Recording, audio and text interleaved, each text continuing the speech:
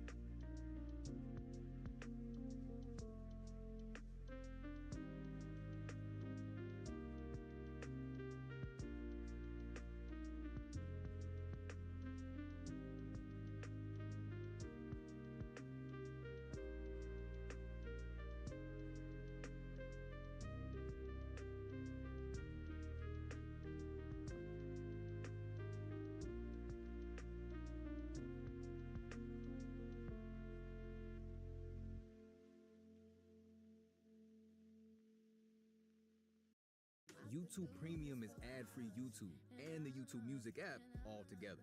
Try 1 month free.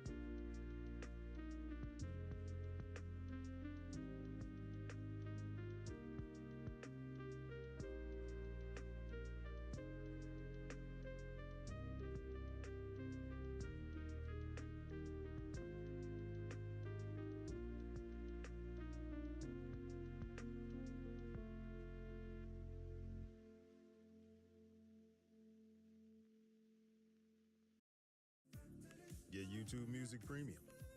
It has a toggle thingy.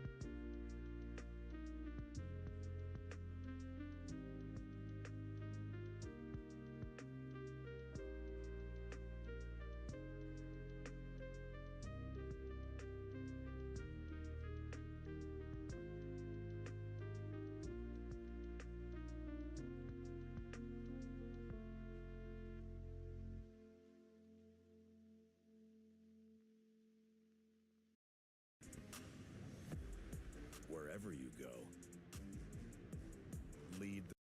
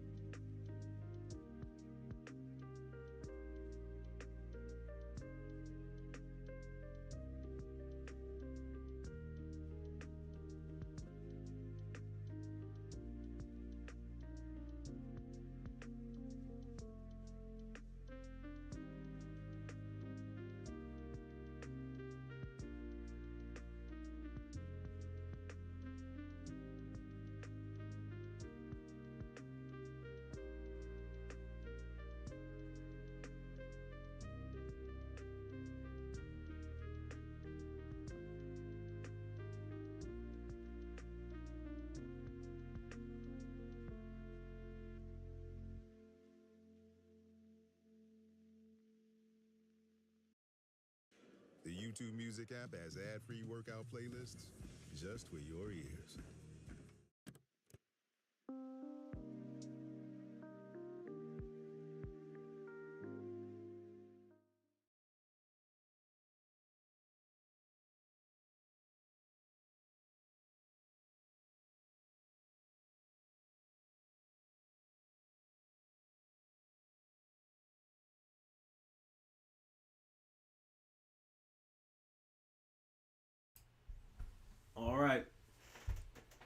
It's time. What's going on, people? Alright, we got work to do. So let me get the chat pulled up here and we'll get right to it. Let's see. Bang. Okay. What up, Ray? Alright, let's go from the top on down. Okay, so a couple things before we get started. First off, I gotta get my coffee right. Alright, we got the French press dark roast Death Wish brand coffee. Because that's what you guys are dealing with tonight. You got a Death Wish. This is the coffee for it. Alright, so a lot of requests for Atlantic Revolutions in general. No problem, we'll do that. No issues whatsoever. It sounds like people want to do content, not so much questions. I'm perfectly fine with that. Whatever you guys want to do, it's okay with me. Alright, let's pour this coffee and we'll get started. Alright, let's do it. Okay. Let's see.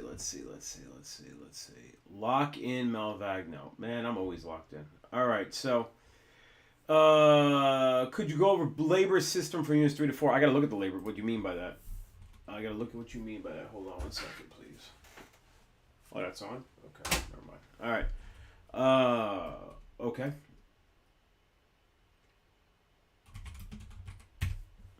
Alright, I'll pull up AP Classroom just to have something on screen that I can reference if I want to look at something real quick. I got some Wikipedia stuff up here. Let us move ourselves to the corner. And let's go. Okay. And we will see what it is you mean by Units 3 and 4 labor systems. Because I'll be honest, that could mean all kinds of things. So let's see. Okay. Fire transition. Yeah, thank you. It turns out I'm not stupid. I'm good at this. All right. In real terms, I'm not the one who's got to lock in. You guys do, right? So if you need a piece of paper, something like that, a drink, whatever it is, make sure you're ready to go. Because I intend to keep moving. All right. So, what the heck are you talking about from Unit 3 and 4? There's a lot of labor systems in this course, but you're asking specifically about 3 and 4, so let's find out. Okay, 3 and 4. Empire administration, boom, boom, boom, boom, boom, boom, boom, boom, boom. Okay. Okay, so, I mean, I assume you're talking about the ones in the New World. So, Ethan, get on the chat. Are you talking about haciendas, or are you talking about encomienda? What are you talking about? The ones in the New World. Okay, easy enough. All right, so, let's just do that. Here. Hang on.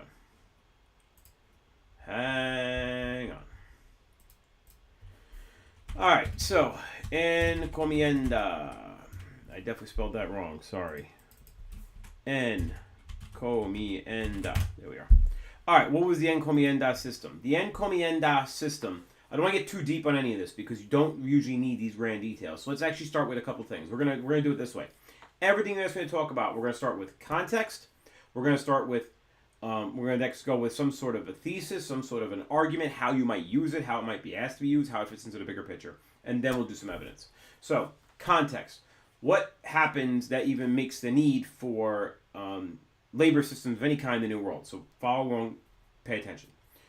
We're talking about the year, let's just call it 1450. Up until the point of 1450, there was an effort back in Europe, in the Iberian Peninsula, a thing called the Reconquista, right? Now, the Reconquista was an ongoing series of military conflicts that have been going on for a couple of 100 years at this point, where Christians, with the kind of like the last gasps of the Crusades, were going out into parts of Europe at this point and attacking and warring against, not like, this was like military campaigns. These were real states fighting real wars. Military campaigns against various peoples that were viewed as part of the Crusader targeting. That included some folk in France, but beyond all that, because those are kind of outside the scope of the AP World Course, yeah, actually, the Enlightenment's going to come up in this, so don't worry about that. So, the Reconquista in Spain, you can tell by the name it's a Spanish thing, right? Reconquista. In Spain, it means the reconquest, literally. This idea that Spain was once a Christian place. And yeah, it was in the days of the Roman Empire. True, okay? but it had been from very early on taken over by the Muslims. So we're talking like, I don't know, 650-ish. They were already under Muslim control, like full Muslim control. Remember, the Muslims were fighting Charlemagne in the Frankish Empire at some point. So what you see here in 1200 on this map, this entire business here, this whole thing, the Iberian Peninsula, this like thing that always looked like a face to me sticking off the end of Europe here, that was all Muslim Spain for a while. There were Christians living there, there were Muslims living there, there were Jews living there. Generally, it was whatever it was. Over time, some of those Christian lords, I mean, we're talking large hunks of time here, so like I'm fast forwarding. Over time, those Christian lords ended up defeating and carving out chunks of Muslim territory for their own countries. And they're all here. Aragon, Castile, Leon, Navarre, later what becomes Portugal. These are Christian states. They're kingdoms. And they joined forces effectively to fight and push the Muslims out of this area. Now, if you look at that time period, 1200, this is when the Abbasids are on their very last legs. The Mongols are around the corner. They're going to finish off the Abbasids.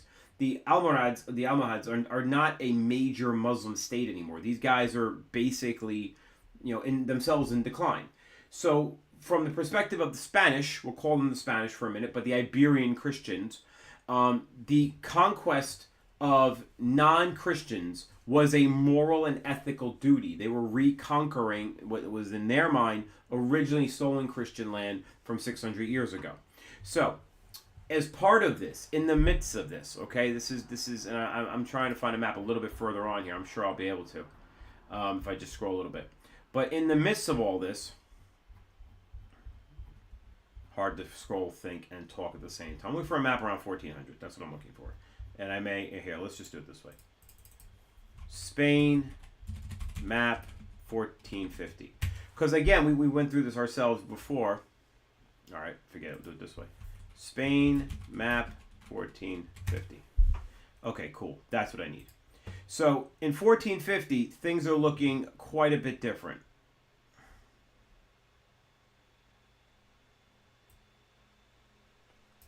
I'm looking at my options.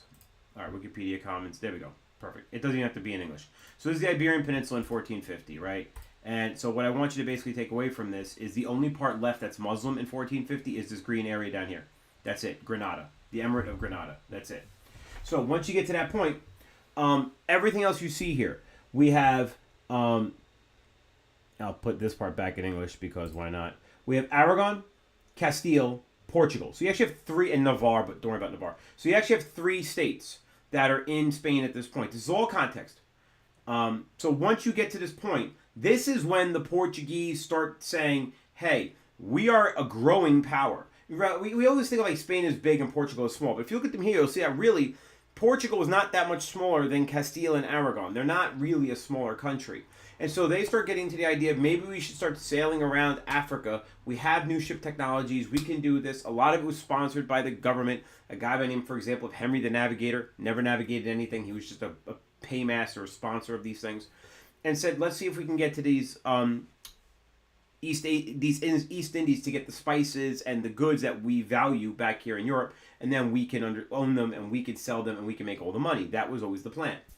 We're getting to those labor systems. So this was, in effect, still a pretty medieval society in 1450, right? So there were lords, there were their vassals. Those vassals went all the way down to, knights and serfs and things like that. Unlike a lot of other European countries in 1450, these guys were still engaged with active wars against what they viewed as enemies of Christendom. This is how they viewed it. The Spaniards were and the Portuguese were pretty hardcore loyal Christians. Even the kings were pretty hardcore. So, once this happens, and the Portuguese start heading themselves around Africa, the Spanish are approached by, obviously, Columbus, but they had some of their own plans along these lines too, to say, hey, why don't we go west? If we sail west, we can get all the way around to the East Indies, and then we'll be able to get those spices. And that's what led to Columbus. So that's our context to this, what happened to the labor system thing. Now, back to encomienda. So encomienda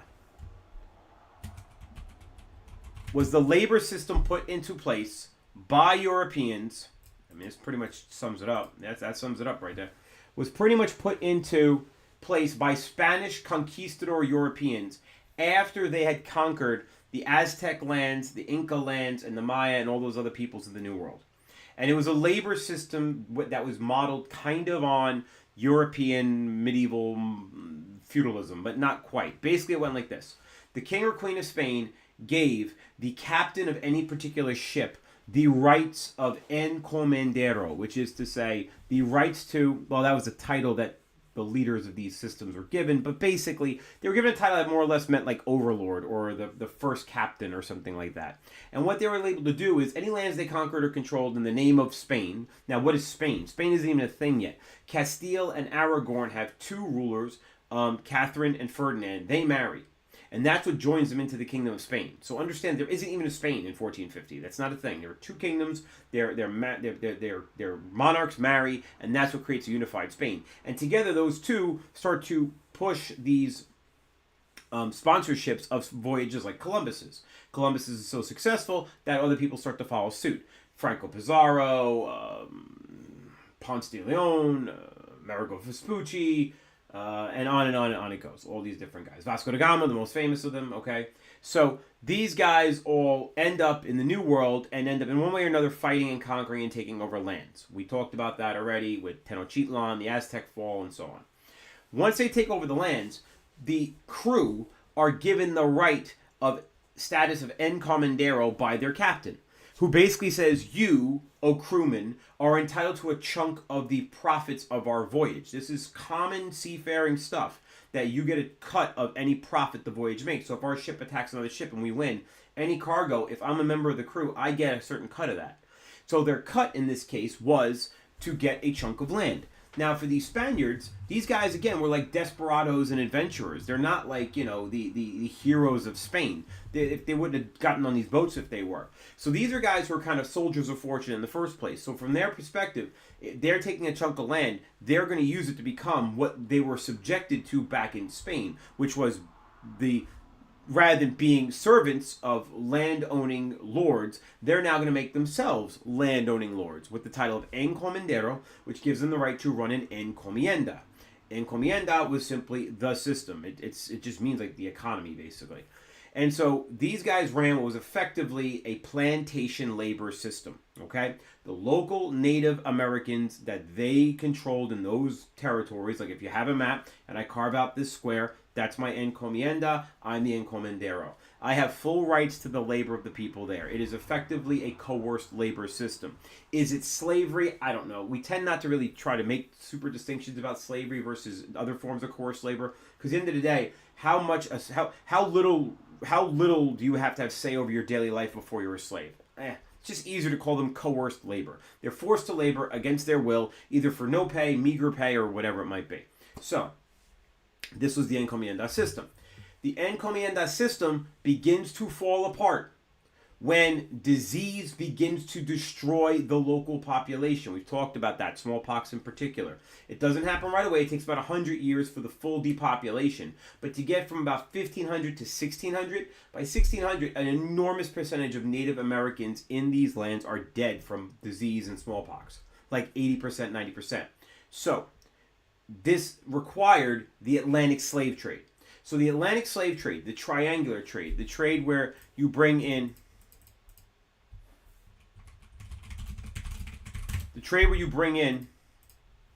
slaves, that one, from Africa, bought from Africans who conquered their enemies in Central Africa. So basically Europeans would go to West Africa, buy slaves from West African kings. Those slaves would have come from Central Africa, and West African states would have defeated them in war and taken captives, and these captives would have been the people sold to slavery. They'd be brought to the Caribbean, and then from there shipped and distributed around the New World. Mostly in the Caribbean, mostly in Latin America. Not nearly... your pizza and bagel party will come in time. Relax.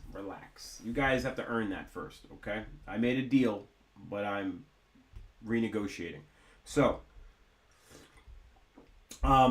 the slaves arriving in the New World are not trained to the climate of the New World or anything like it. So they're basically worked to death.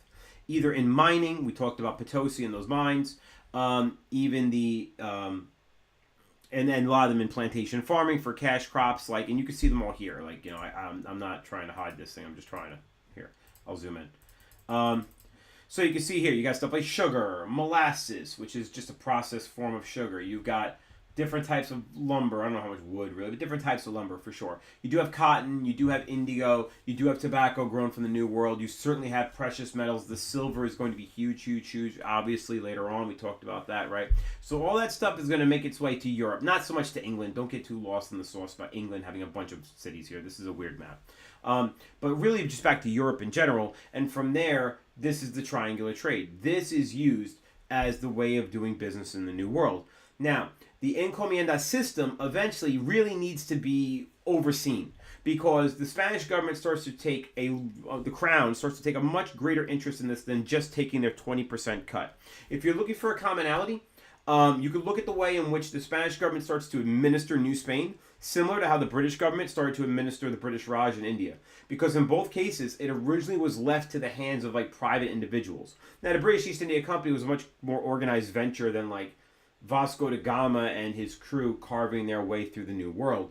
But in the end, you did have basically these conquistador captains being like governors in the New World without any real crown oversight. And eventually that becomes a system that just isn't very sustainable. And once the money starts to become very real, especially the introduction of those silver mines, now the government has a real interest in this. And so they replaced the encomienda system with the hacienda system. The hacienda system is basically very much like a plantation system where you more or less have a sort of a tenant farmer situation, not quite as much like a vassal serf situation, which was going on in the encomienda system.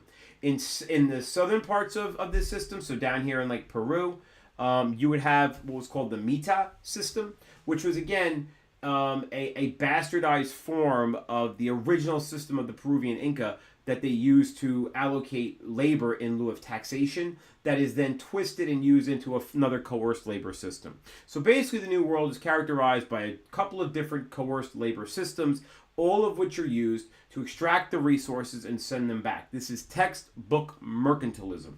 Mercantilism being the economic system where you set up a colony with the distinct purpose of having that colony benefit the mother country through cheap resources and markets to sell your goods to. It is not meant to be a partner in your country. You're not extending your country. You're exploiting this place for resources, and you're doing it so the mother country back home in Europe does better. That's the labor systems, okay?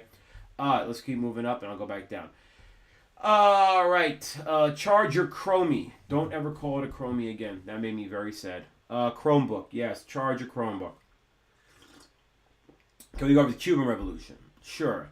Can we go over Haitian Revolution? Sure. Jamaican letter. It's not Jamaica letter. It wasn't written by a Jamaican. Can you cover Cold War? All right, yeah, it's a little bit different topic. Meiji. The Knicks are a terrible team. Latin America. All right, so there's a lot of Atlantic Revolution stuff. Let's just do that. Atlantic Revolutions. So the Atlantic Revolutions are not something you really want to Wikipedia because there's a bunch of them, right? But if I look at this, yeah, that covers the one you need for this course. I don't know what the slide is from, but it looks about right to me. So the Atlantic Revolutions, what we got here? Yeah, that does. Let's do this. That's good. Steal this. All right, so the Atlantic Revolutions are called that because they're revolutions on either side of the Atlantic Ocean. All right, so what do we got? The American Revolution is the first on the block. Now, you're going to notice that they're all within a very tight frame of time. So, for example, the American Revolution is 1775, and by 1825, the Latin American Revolution is concluded. So that's 50 years, right?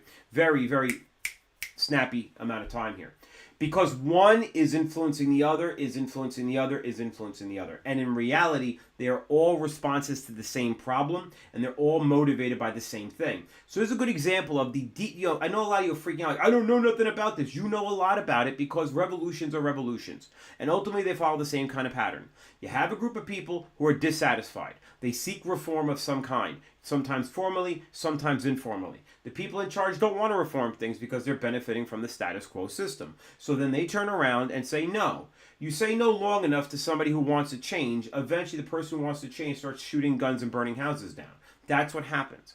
So in reality, these are all motivated and go under very similar kind of things. Now, someone asked later on, hey, could you go over the Enlightenment? Well, tune in, here we go. The Enlightenment is one of the chief push factors for these revolutions.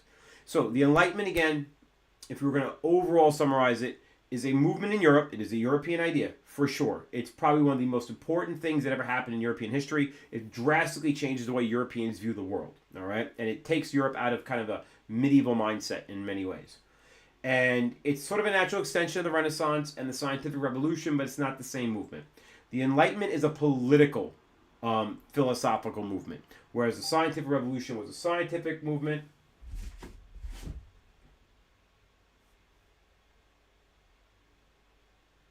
Hold on, sorry. Okay, so scientific revolution is a scientific movement in Europe, and the Renaissance was a return to humanism, right? This is all earlier stuff. The idea of humanism was that God does not think you living a full life on earth is sin, because God gave you the capacity for a full human life. You can think, you can sing, you can dance, you can be athletic, you can earn money. You do have these capacities, so if you don't engage in them, that's the real sin. If you ignore them, that's the true sin. That was humanism. So you move all that stuff forward, and you get to eventually the Enlightenment. Now, the Enlightenment movement was characterized by the idea that there is no logic to why a divine right monarch should be able to claim that God chose them to rule and therefore they rule, and no one should question that rule. In fact, it was characterized by very much the opposite thought pattern, most notably pushed by John Locke, who had said, listen, consent to govern comes from the governed. So if you use our school as an example, the reality is there is no shot at all. If the students decided tomorrow, we are not going to cooperate in school, we are not going to follow rules, we are going to use our cell phones, we are not going to ask for passes, we're going to do what we want, leave when we want, come when we want, and there's nothing you can do about it. The truth is, if enough students actually joined in on that, there would be nothing we can do about it. In reality, the rules you operate under at school are actually rules you have agreed to, whether you've done it consciously or subconsciously. Because if you didn't agree with them as a group, they would not exist. The power to rule comes from the consent of the governed. Because there's lots of you and few of us, right? This is not 100 people versus an ape. This is 100 young adults versus a few adults. The young adults are going to win every time. So, in reality, this is what sets off the Enlightenment, this basic core idea. And Locke takes that idea and says, okay, so how do we manifest that? Well, what if government only exists if the governed consent to it? Then what is the appropriate and proper role of government? And Locke said, well, government has a role. There should be government. But it should only come into play when people need their natural rights defended. Now, what are natural rights? Locke said that every human being, by virtue of being a free will creature by nature, or if you're religious, by virtue of being blessed by God in his image, either way, Locke didn't care which way you wanted to view it, you have natural rights. Other creatures on earth do not, but you do. And so those natural rights were the right to life, meaning physical and mental and well-being, health, things like that, the right to liberty, which is a very British idea when you use that word, and that idea in Britain really did mean freedom of choice, freedom to engage or not engage, freedom to do or not to do, right? That's what liberty meant. And then freedom of property. And he meant specifically, if you do something, if you toil in some way, the fruits of that tree you've planted, the fruits of your labor are yours. So in other words, if I plant a tree, I don't just own the tree. I own the thing the tree gets me, the growth of that tree, the fruits of the labor. I didn't plant a tree. I didn't plant an apple. I planted a tree. If it grows apples, those apples are mine. The shade the tree casts is mine to enjoy. When the tree gets old and I want to cut it down for its lumber, that is my decision. I own the tree. And therefore I own not just the tree, but all the knock-on benefits of that tree. That's what right to property meant for Locke. So his argument was, the only time you ever need law or government at all is to defend those rights. And most typically, it is the government that is the most likely to violate those rights. So laws and government need to be written in such a way so as to defend the natural rights of individuals. And it was a very individualistic concept.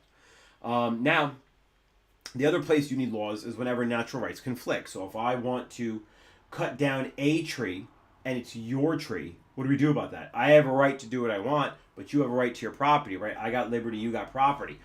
How do we solve that? And that was where Locke said, that's the place you need a law. So you need a law, right? Like, what is the law? That you're going to say, okay, no. Property rights belong to this person. If you violate that thing, even if you're acting in your natural rights, his natural rights in this case is going to supersede your natural rights. So therefore, you can go this far and do X. If you go beyond that, you are punished. That's the role of government in such a system. Now, when you have that kind of thinking, then obviously that speaks very much like an equality kind of thought process, right? All humans have these rights. So if I have a right to my liberty, what right does the King of France have to deny me my liberty? Like, am I breaking any natural law? Am I jeopardizing his natural rights? Am I jeopardizing the natural rights of a neighbor? No. So if I want to speak about, I don't like the king's policies, and the king wants me arrested, is that a violation of my natural rights, my right to my life and my right to my liberty to speak as I wish? And the answer is, yes, it is. So this was one of the things that motivated the revolutions of this era. Americans will quote this stuff in the Declaration of Independence, in the preamble of the Constitution, and you'll see that in communications with King George of England. After the American Revolution is successful, it inspires the French Revolution among the third estate bourgeoisie, upper class, but still commoner class, to themselves get into a situation where they're also seeking this kind of thing. I'm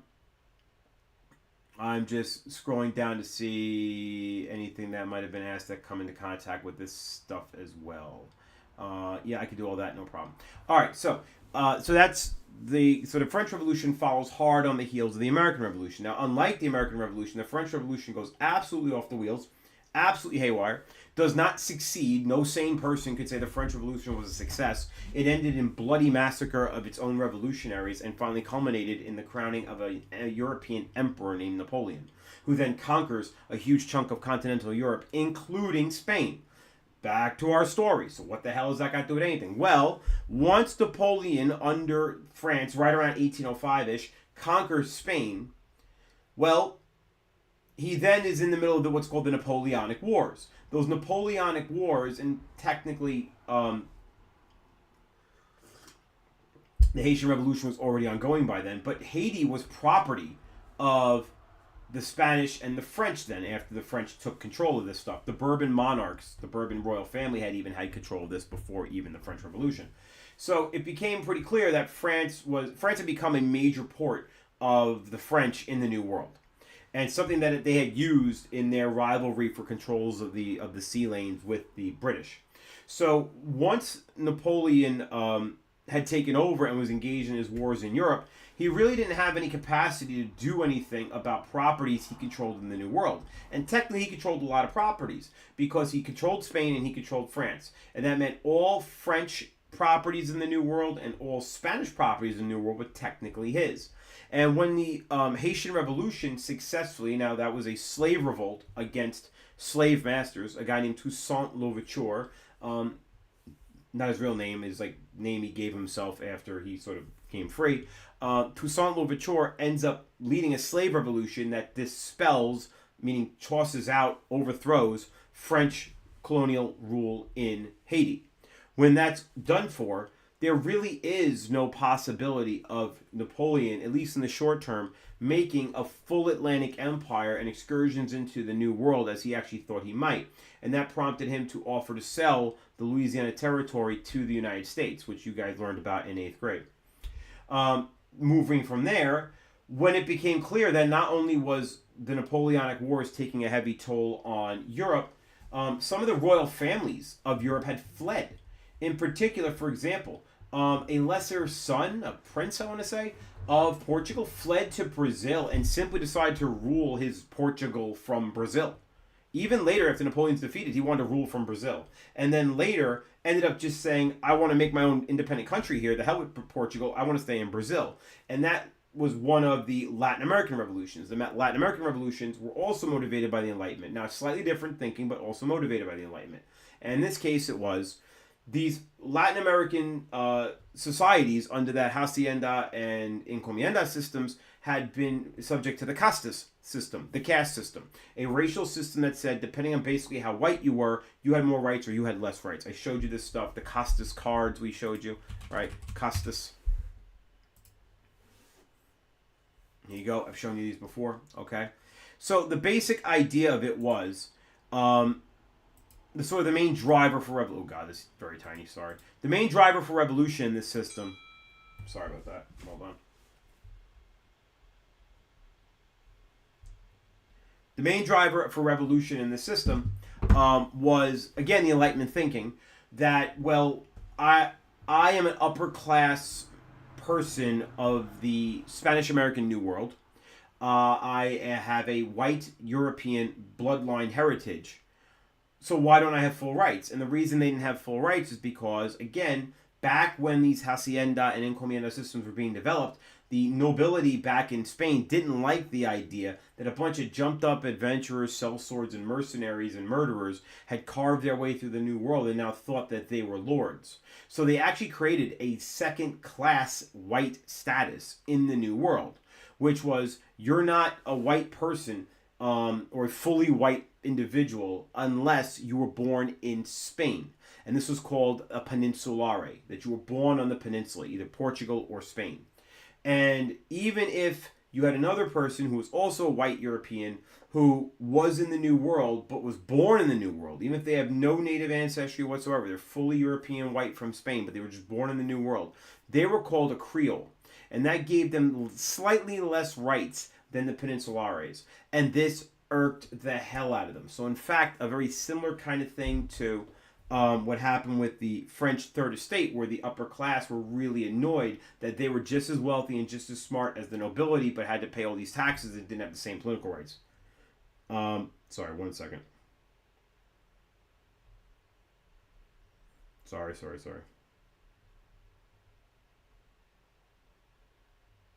So, sorry, I had to refocus my thoughts there. So the Casta system contributed to this idea that, hey, wait a minute, there's no real justice here at all. And it motivated, much like it motivated the peoples of the Third Estate in France to rebel against their masters, even though they shared a lot in common. Those bourgeoisie Third Estate Frenchmen shared a lot in common with the nobility. A lot. They went to the same kind of learning, education. They ran in many of the same circles. They were of similar wealth. The difference was these political rights, and that very much inspires what goes on in Latin America. Now, Latin America has a series of wars. So to say Latin American Revolution, there is no such thing. There's a series of wars led by various different figures, the most famous of which will be Simon Bolivar. And I was asked about the Jamaica letter, written by actual Bolivar. And the Jamaica letter, here, no, I don't want that, sorry, was written by Bolivar pretty late in this process. You can see it's 1815. And basically it was Simon Bolivar who became the political and spiritual leader of this revolutionary movement in the New World, in the Latin American New World, explaining what he thought about why the Spanish Empire was a problem, why the system was unjust, etc. Now, if you want to get into the deep lore, Bolivar ends up leading a series of military campaigns that are eventually successful in tossing out the Spanish. He also tries to create a single unified state, a country, in more or less northeastern and central South America that he wanted to call, what the heck did he want to call it? New Granada? Something like that. New Granada. So he wanted to return to that. He wanted to sort of make this grand state. It never happened. He failed to do so. And in fact, later on, he ended up actually becoming a pretty brutal, nasty military dictator. And everything he ever wrote about the importance of democracy and representative government, he goes back on almost entirely. Now, he's not remembered that way. He's remembered as this amazing hero in Latin America. For sure, he's like the poster child of Latin American freedom and independence. But he does have, in the end of his rule, a pretty lengthy period of being a real kind of scumbag dictator. Like, he really kind of was. But the bottom line is this, right? What's the takeaway from this? The takeaway from all this is that the Atlantic revolutions, whether it's American, whether it's French, whether it's Haitian, whether it's the principles that led to the Latin American revolutions, all of them are inspired by the idea that people do not have a right to rule just because they claim God said so, that there must be logic and reason and consent of the governed. Individuals are of prominent importance. No institution, not religious or otherwise, can tell you what your rights are and what they are not, because they are yours by nature, which is critical, right? It's critical. So that includes things like, you don't have a right to tell me what I worship or what I don't worship, or if I worship at all. You don't have a right to tell me what I can say or can't say. Now, that doesn't mean these nations become sort of bastions of free speech and freedom. They do not. Many of them do become quite oppressive again. Many of them do end up, especially back in Europe, with kings and monarchs, and they are quite brutal to their own people, for sure. But it definitely sets an unstoppable sort of momentum of a boulder rolling through history as this is all happening. So that's pretty much the dirty details, as much as I can give on that topic for tonight. All right, let's go back up. We've got. All right, can you go over the genocides of the 1900s? Yeah, sure I can. So, here. 20th century genocides. There are 3 or 4 biggies, but there are a bunch. Okay, so. All right. Okay, this is who's making this list. All right, this is a little bit tricksy, because this list is being maintained by I don't know whom, and it's got very modern stuff in it that's not going to be on the test. Let me just do it this way. The major genocides you're going to have to know about when it comes to the 20th century are some really obvious ones and some not so obvious ones. Again, it's not the details of any one genocide you will be asked, but you have to know the general pattern of a genocide. So what and how and why are genocides done, and what is the pattern? Genocides always happen always, careful on always, right? We don't say always in this course. Genocides very typically happen in conjunction with systems that are totalitarian or at least authoritarian. And what that will do is, remember, they're all looking for a boogeyman to blame, right? You need a target. If it's fascism, you need a target, usually some racial group. If it's communism, you're going to need a target, usually someone you can point to and go, aha, that's the person with the money and the wealth. They're your oppressor. Get them, boys. That's typically how it goes. And almost always, you can wrap those two things together. So I could say that race is rich, get them, and now I got all the bases covered, right? Because not only are they a disease, they're vermin, they're cancer, but also they have money. And if you don't have money and they have money, there must be a reason for that, right? Because these people are scum of the earth. So that's a very common tactic. So probably the first major genocide of the 20th century, well, let me see if I can do this way. So I'll kind of bang them, I'll put them together, is the Armenian genocide. Now, the Armenian genocide, and I'm definitely skipping some. I'm not trying to downplay anybody's particular genocide. I'm really not. But these are the ones that have made the most sort of, have hit the public memory biggest in history. It's not to say they're the most important. If you were some other, cultural background and there was a genocide amongst your people, you would certainly find it to be quite important to know about it, right? But the Armenian genocide, do I have it here? Like a map? There might be a map. Yeah, okay, so here we go. So this is the latter Ottoman Empire here, okay? Roughly speaking, before the war, okay? Before World War I. And so you have here what is basically Turkey. It's hard to see what all the provinces. This is the Greece, Balkan areas, okay? Constantinople would have been right there. You can't see any of that. I'm sorry. My mouse is on the wrong page. Sorry. These are the Balkans. This is where Constantinople would be. This big sucker over here is more or less modern Turkey, Iraq, Iran, down the coast of Arabia into Egypt and so on. All right? This is like Palestine over here. Now, the red areas are areas that had a lot of Armenian Christians in it. Okay? Mostly Christians. Remember, if you recall, that the Janissary Corps were actually made up of Armenian Christian boys that were taken forcibly from their parents and raised as slave soldiers as part of the Ottoman Empire, right? Those are the Janissaries. So this is a group of people that had long-standing issues with the Ottomans in general. On top of that, they were Christian. They didn't like being ruled by a Muslim elite, especially when there were other Christian states nearby, like Russia and so on. And they wanted some sort of independence, reform, etc.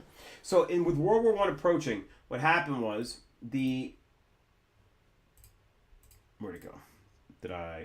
With World War I approaching, a decision was made by the Ottoman government to basically elect to massacre Armenians out of fear that they may actually rise up against the government. Now, of course, there were some, revolutionary style, reform style movements within the Armenian population, but it was not all Armenians. This is the equivalent of saying,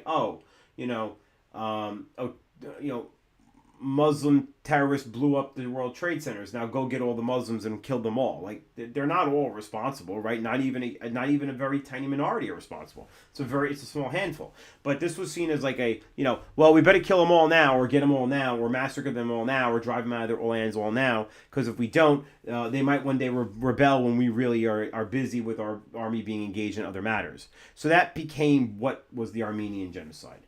Obviously, the Holocaust is a major one. There's no doubt about it. I mean, the details of that are kind of well known.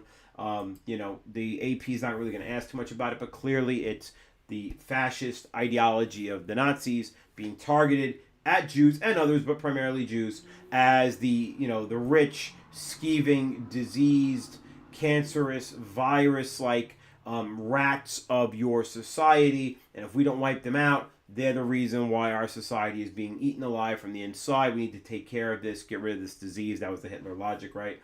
And that was the messaging. So the Holocaust speaks for itself, I think. Some other notable ones, definitely the Holodomor. The Holodomor is an interesting one. Oh, sorry, I threw an E in there for no reason. The Holodomor is the Ukraine famine.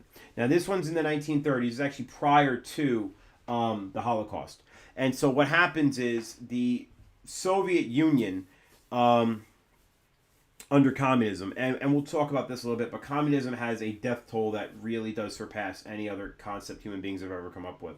So the Soviet Union, under communist leadership of Stalin, made this decision.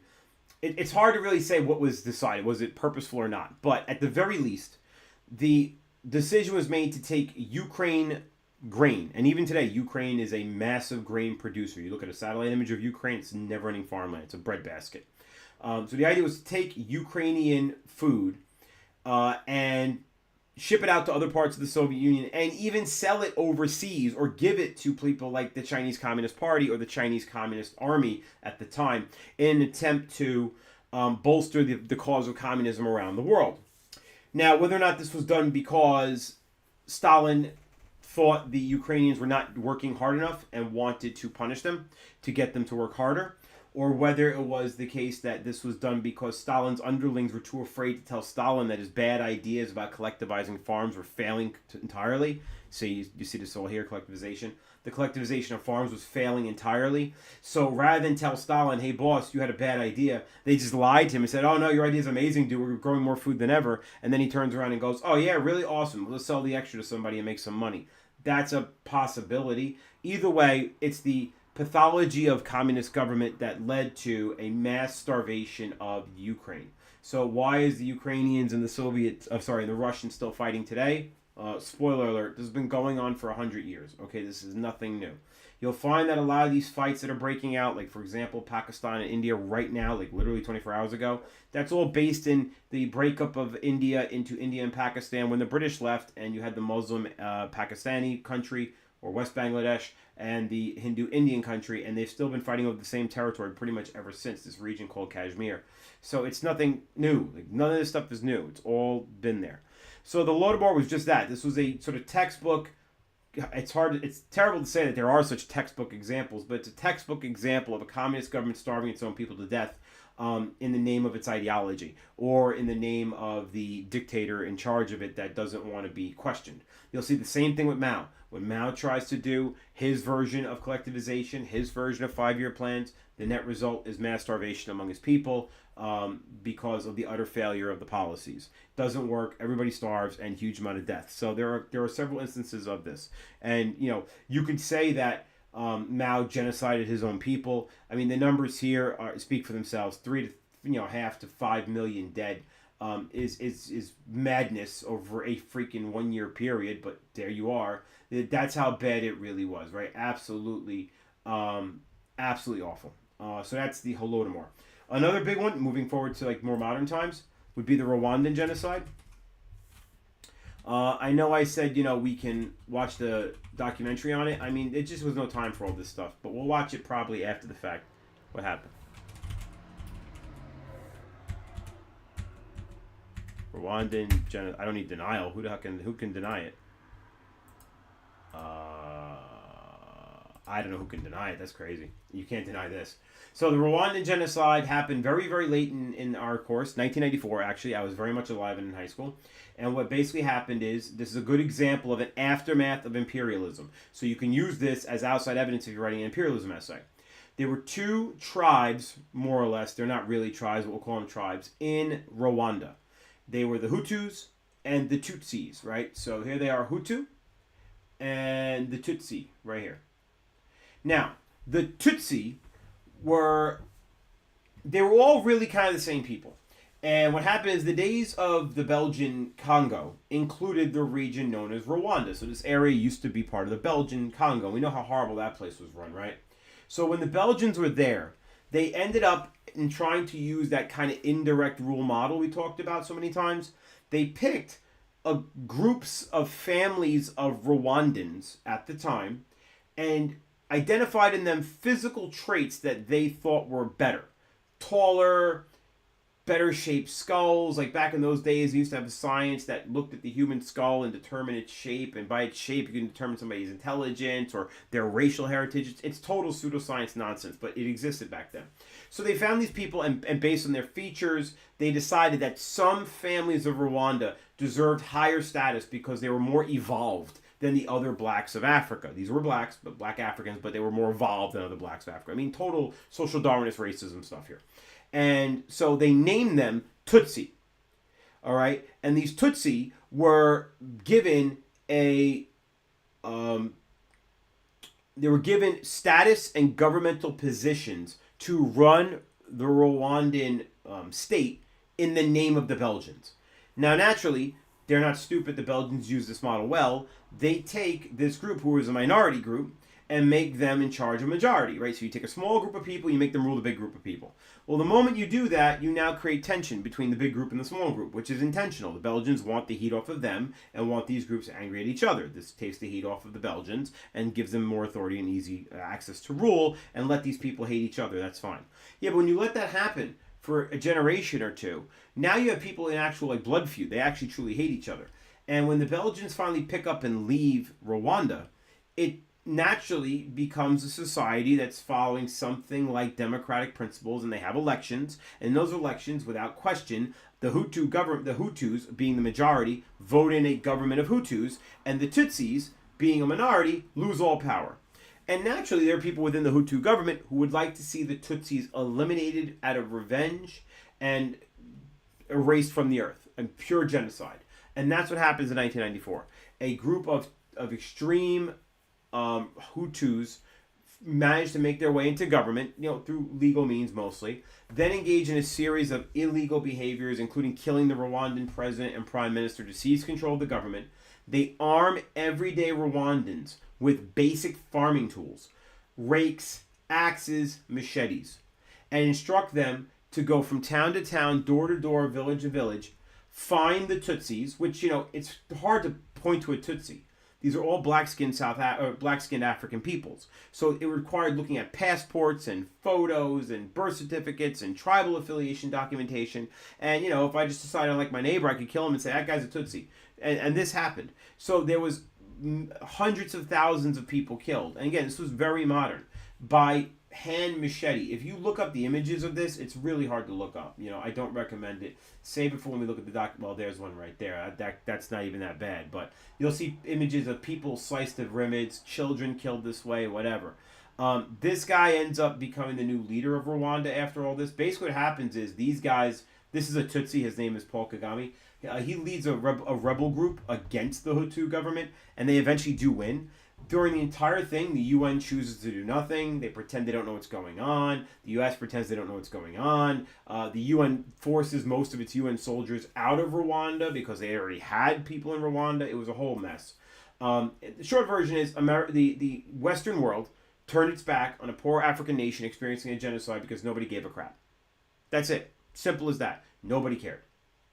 Now, the reason they didn't care is a little political. It has to do with Black Hawk Down and a few other things, but the bottom line is they didn't care enough to care.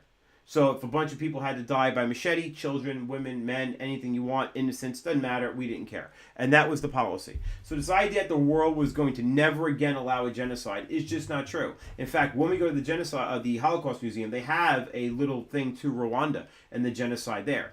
Now, there are other genocides. Like, for example, one that we really haven't touched on, but is worth a YouTube short, is the reign of Pol Pot and the killing fields of Cambodia.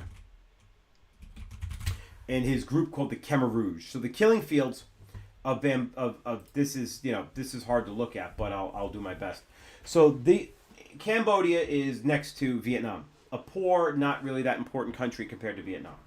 And in the midst of the Cold War, now I was asked about the Cold War. The Cold War is one singular conflict. We have democracy and capitalism on the one side, and we have communism and authoritarianism on the other side.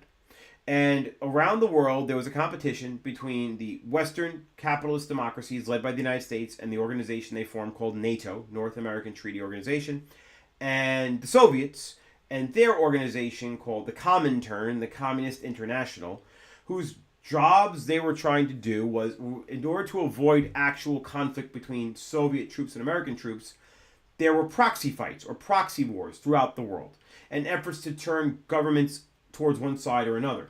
Cambodia ended up becoming a communist state run by a awful, garbage human being named Pol Pot. Now, it wasn't actually his real name. It's the name he gave himself because it thought it made him sound more regal and connected to Cambodia's ancient history of, like, royalty. All right, don't worry about it. But Pol Pot is his actual name, as history remembers him.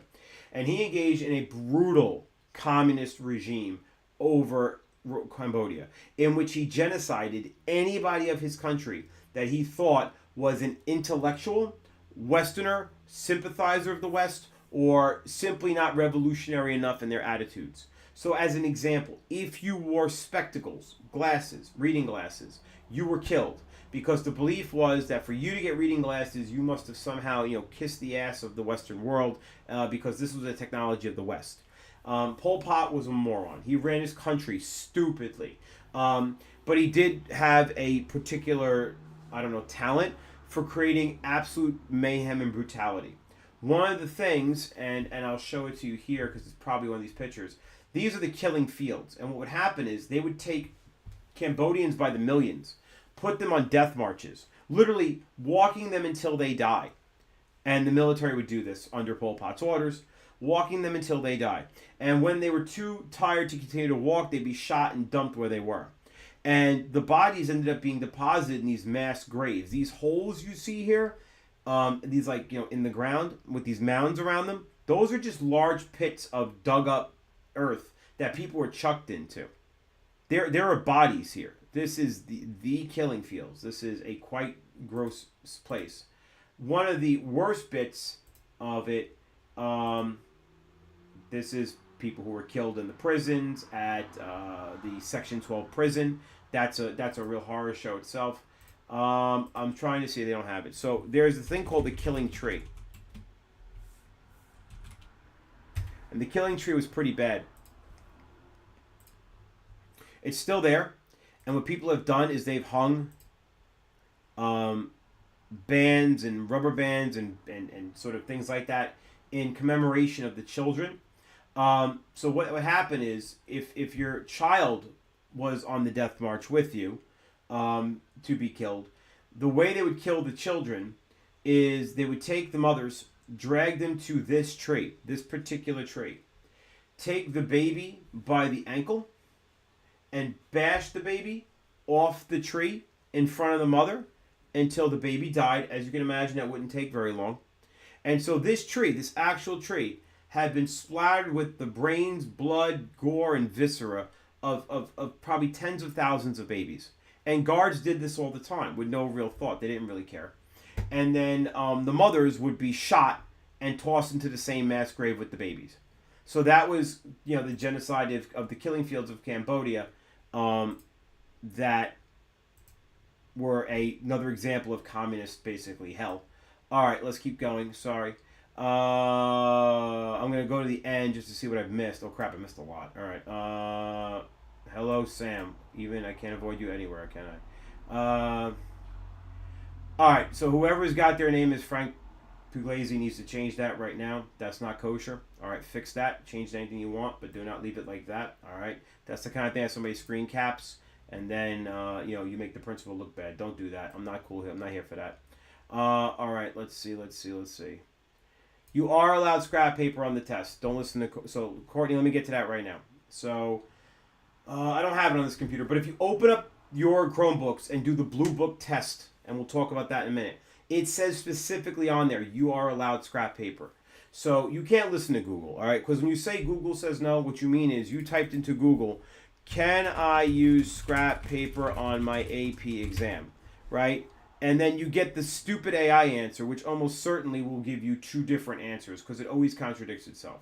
So, you are allowed scrap paper. We will be giving you scrap paper. Don't worry about that at all. I promise you'll get it, okay? So, let me go back over here and see what we talked about that I missed. All right, so, let's see. Where is it all? Latin American revolutions, genocides. Okay, if we start part 2 and the DBQ starts going to, well, I won't repeat that. Should we try to just look in or skip to? No. Okay. You don't skip the DBQ. Listen to me. The DBQ can't go that bad.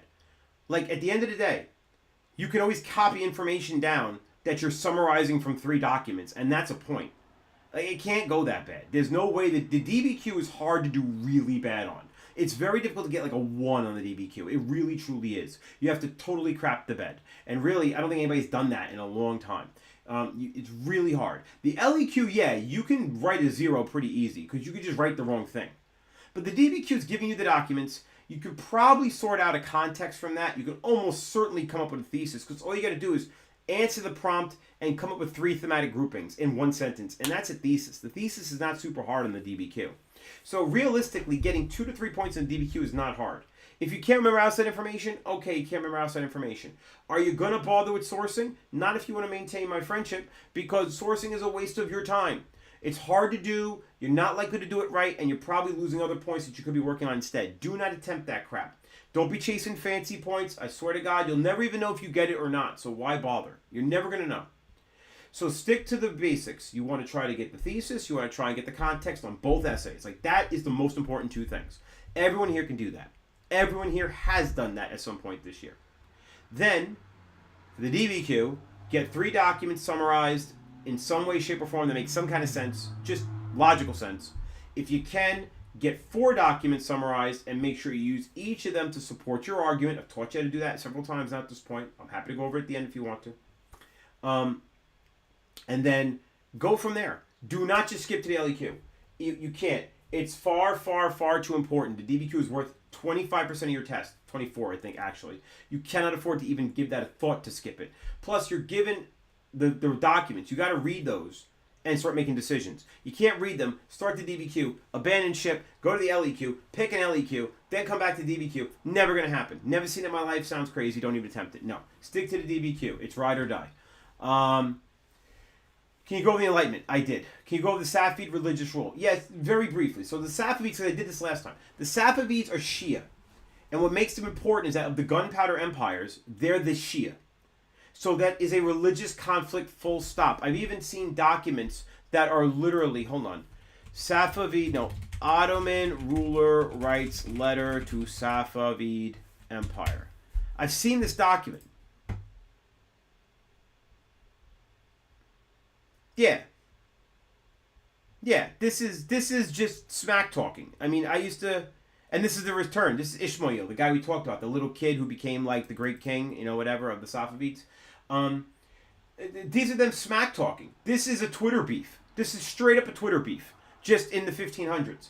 It's, I'm the true caliph. Your mother's the true caliph. Like, that's what it is. It's back and forth. It's just Twitter beef.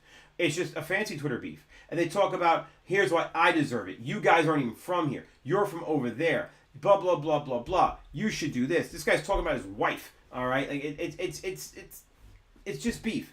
But it's beef based on this religious thing. Now, if you have to write about Safavids versus Ottomans or anything like that, do not forget your context is way back when Muhammad died. And it was Ali versus everybody else. And Sunni Shia happened right then. The moment Muhammad croaks, we have Sunni Shia problems right then for the first time. So you could write that whole story of the assassinations, Ali getting passed over. Man, I went through that in great detail this year. You can't tell me you don't remember any of that story. It's impossible that you don't remember any of that story. Use that for context. It's great context. It will win the day because it's the history of the Sunni Shia conflict wrapped up in its earliest days. Okay, so can you go over land-based empires? Well, I just went over one of them briefly, but when you say land-based, we're usually talking about the land-based empires of the 1450s to the 1750s. So while Europeans are making maritime empires, you're getting these land-based empires. So you're talking typically Russia, Qing Dynasty, the Russian Empire of the Romanovs, the Qing Dynasty of China, the Safavids, the Mughals, and the Ottomans. Those are your land-based empires. The real distinction between them is that they're not maritime.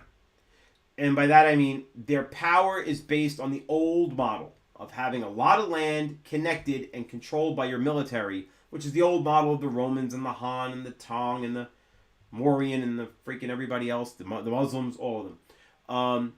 That model was experiencing its last days. That the real model for power was the British, Portuguese, and Spanish model and the Dutch model, which is take your small country, use your sea power to make distance between lands you control irrelevant and control things from afar with a maritime empire.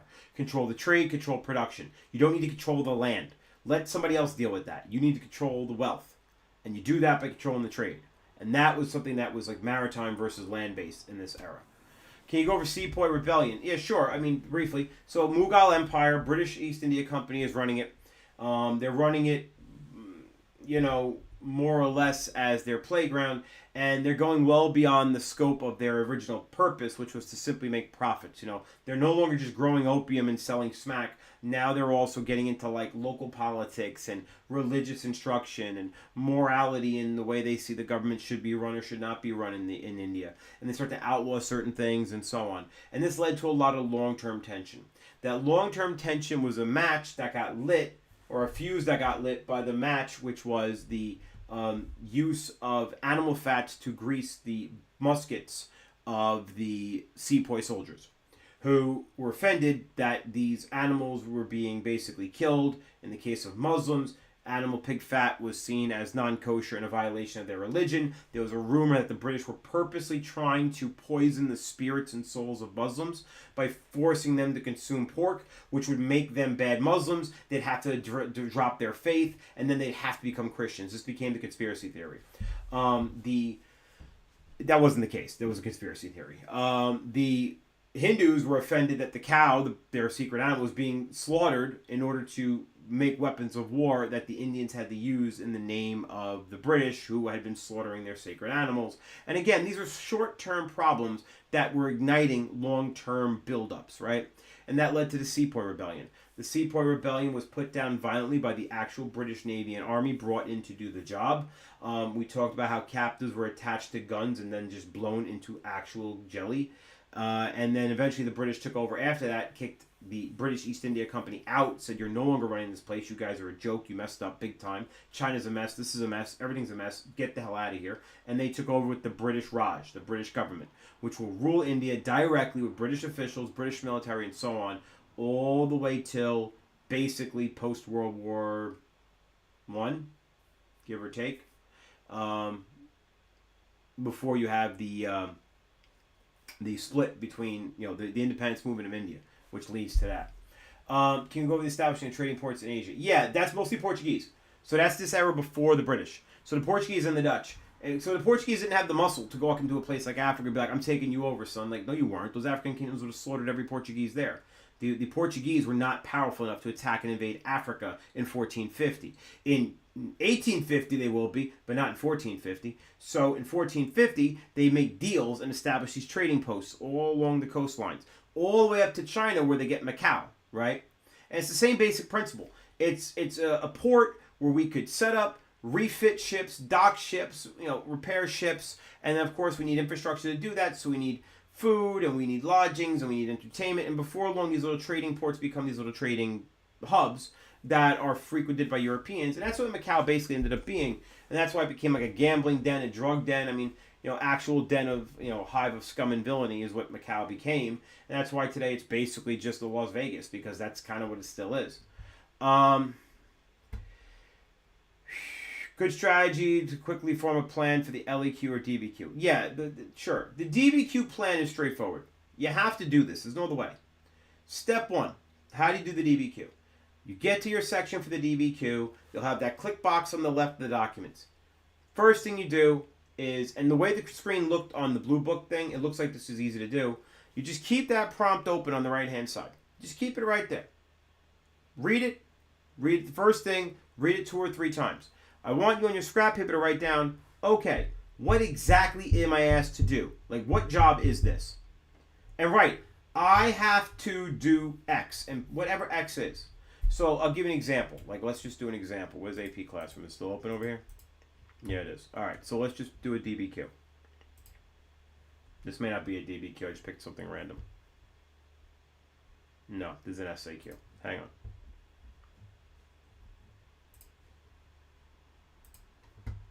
Here, we'll look at whatever DBQ is on this test.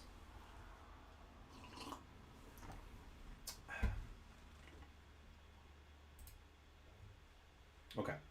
Evaluate the extent to which rulers of Indian states could exercise power independently from the British in the period 1750 to 1900. So I would do the following. I would straight up on my scrap paper do this. I'd make a bullet list and I'd go, okay, first thing, 1750 to 1900. I would just relist my dates. Second thing, what am I asked to do, right? I'm asked, it's always going to say evaluate the extent to which on the DBQ. It's always going to have that phrasing. So, evaluate the extent to which rulers, I would retranslate this. Indian rulers exercising power independent from the British. Okay? That's what I'm being asked to talk about. Indian rulers exercising power independent from the British. That's it. So how much independent power did they have? Now, on my planning, this is all scrap. I wouldn't type this in the box, for God's sake. That's your answer. Do this on your scrap. I would then put down theme 1, theme 2, theme 3.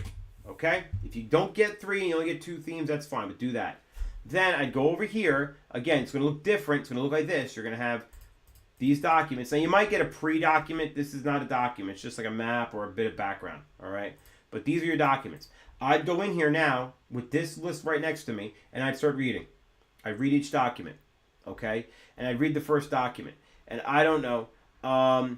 Ruler of the Southeast Indian state of Arcot. This guy's obviously a Muslim. His name is Muhammad something, right? Letter to the Court of Directors of British. They served for 5 years since the company gave me positive orders to take the neighboring state of Tanjore and let me as troops. This guy is meant to attack. So the British East India Company gave this Muslim ruler orders to attack another person in the region. And he won, and he took it, and he said, look, I did what you asked. I conquered this dude. I now control his territory. Great. But he has a bunch of debts, and I had to inherit those. And a lot of his stuff belonged to the Dutch, and I have to pay it. So, it'd be nice if you guys could help me out here because I did you a solid, and now I got this guy's credit card bill to pay off, basically.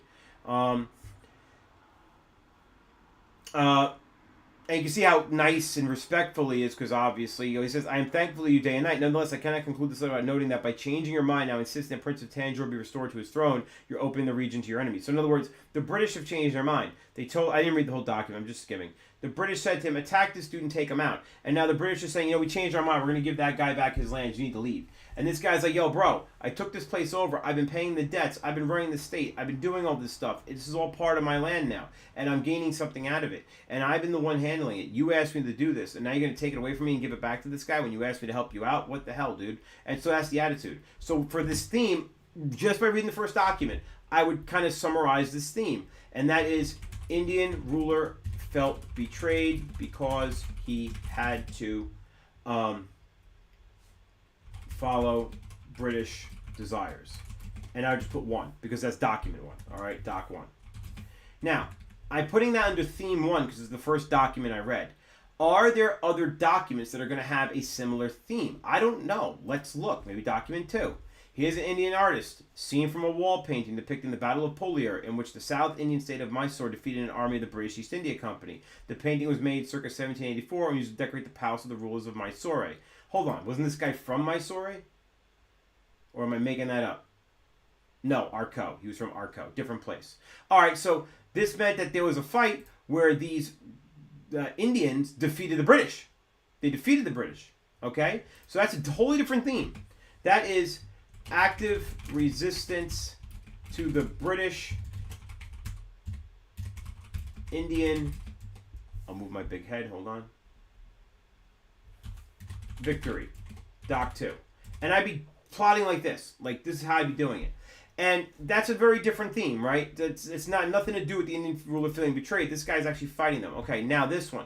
Tipu Sultan, ruler of Mysore. Aha, pay attention. This was a scene when the Mysore army defeated the British East India Company. This is, and what year was that? So this was 1784. The painting was made in 1784. The battle was 1780, okay? This is 1785. So this ruler of this state is writing the Mughal emperor, and what is he saying? Your Majesty, receiving your letter and gifts, which you sent me by your special emissary, has honored me boundlessly and acknowledged me your gifts. I respectfully offer you my most humble allegiance and obedience. So he's not following the British; he's following the Mughals. Okay, as a steadfast believer, meaning Muslim, and desiring like you to always support the noble religion of Muhammad, Muslim. I have taken upon myself to chastise and drive away the adherents of Christianity, the British, and especially the wicked English from these parts of India. Okay, so this is the guy basically bragging to the Mughals that not only am I a loyal Muslim, but I am not having these Christian dudes, these British, up in my business, and I've been kicking their ass for a few years now, thank you very much. So document 3, I would just go like this. Doc 3, all right? And I would just summarize it super briefly. Letter from Mysore ruler to the Mughal emperor bragging. Just like that. Because that's what it is. Right? That's what it is.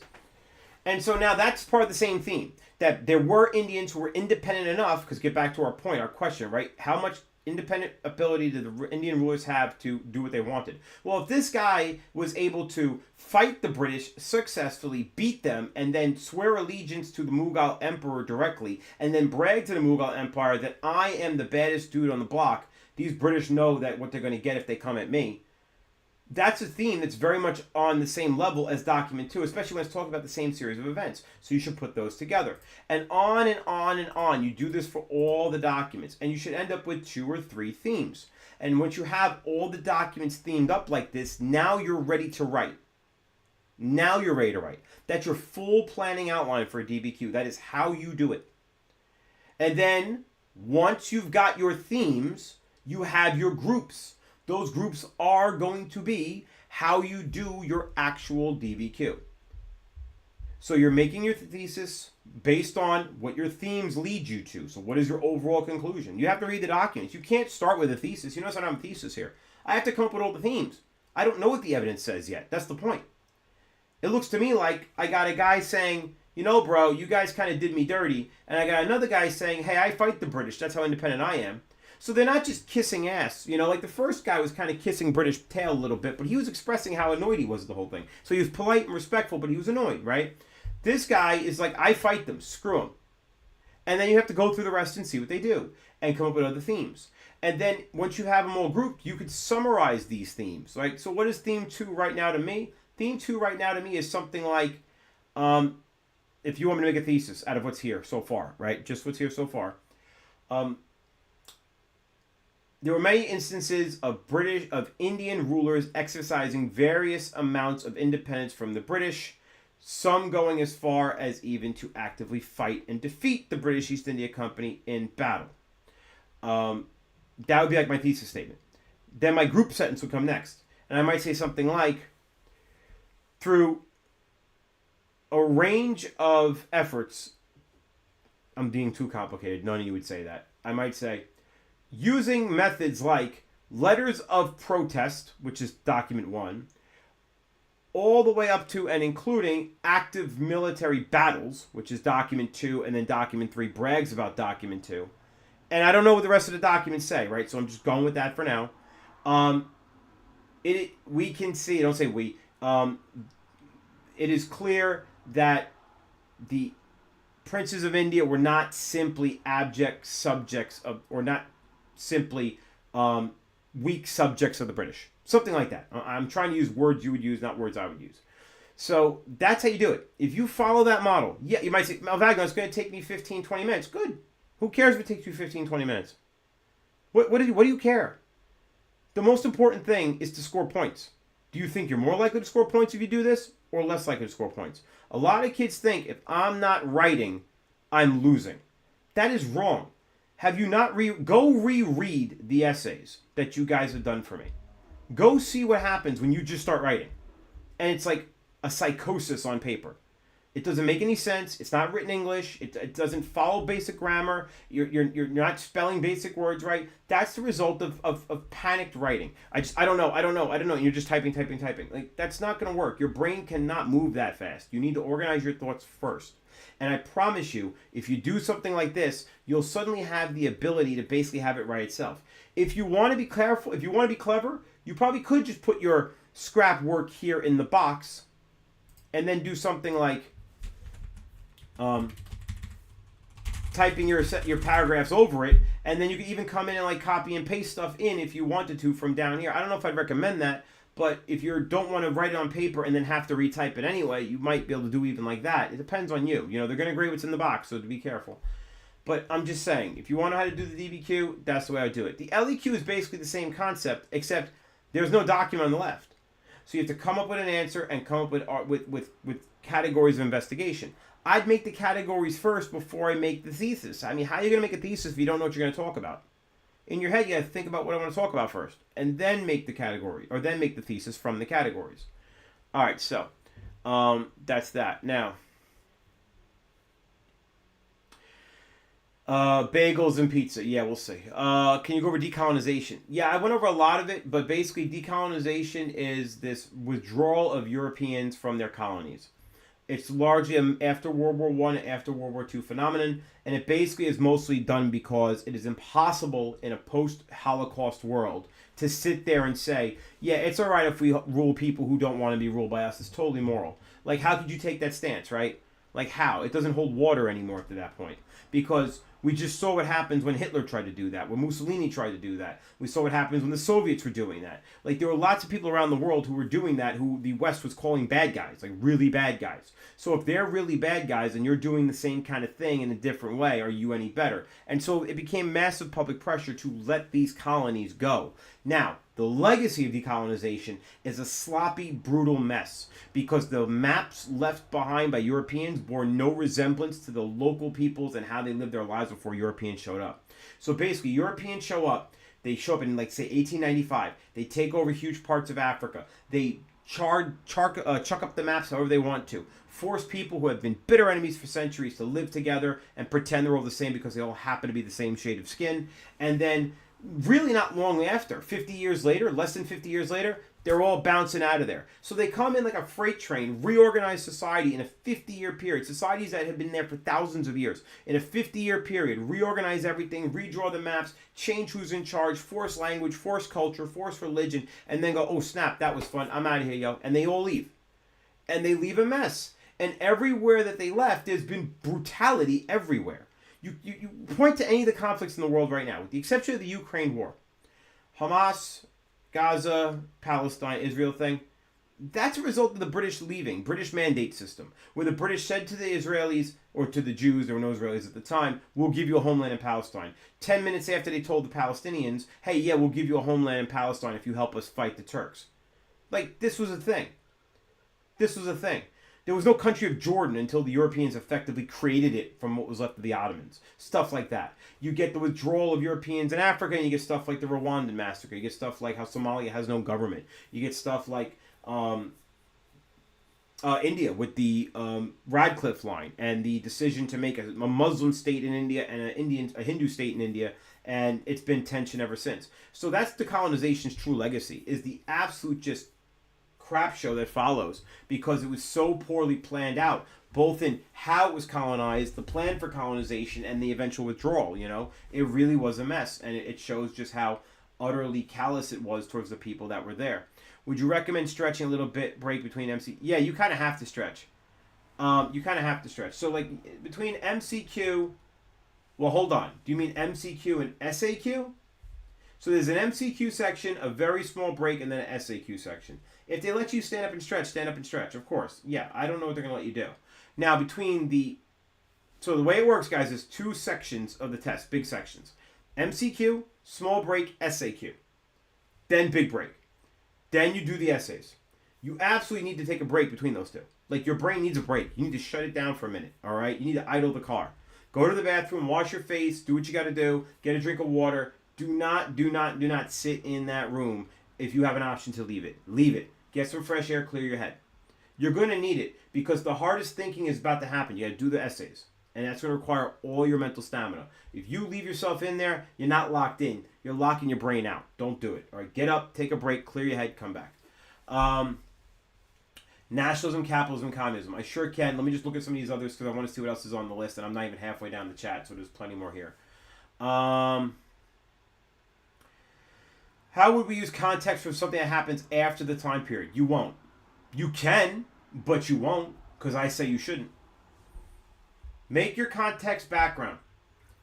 All right, context for after an event is possible, but you do that by being predictive. So you say, I don't know, if you want to write about British imperialism or something like that, you talk about things like the Radcliffe Line, like the eventual fallout of the British imperialism, but it still has to be part of the prompt.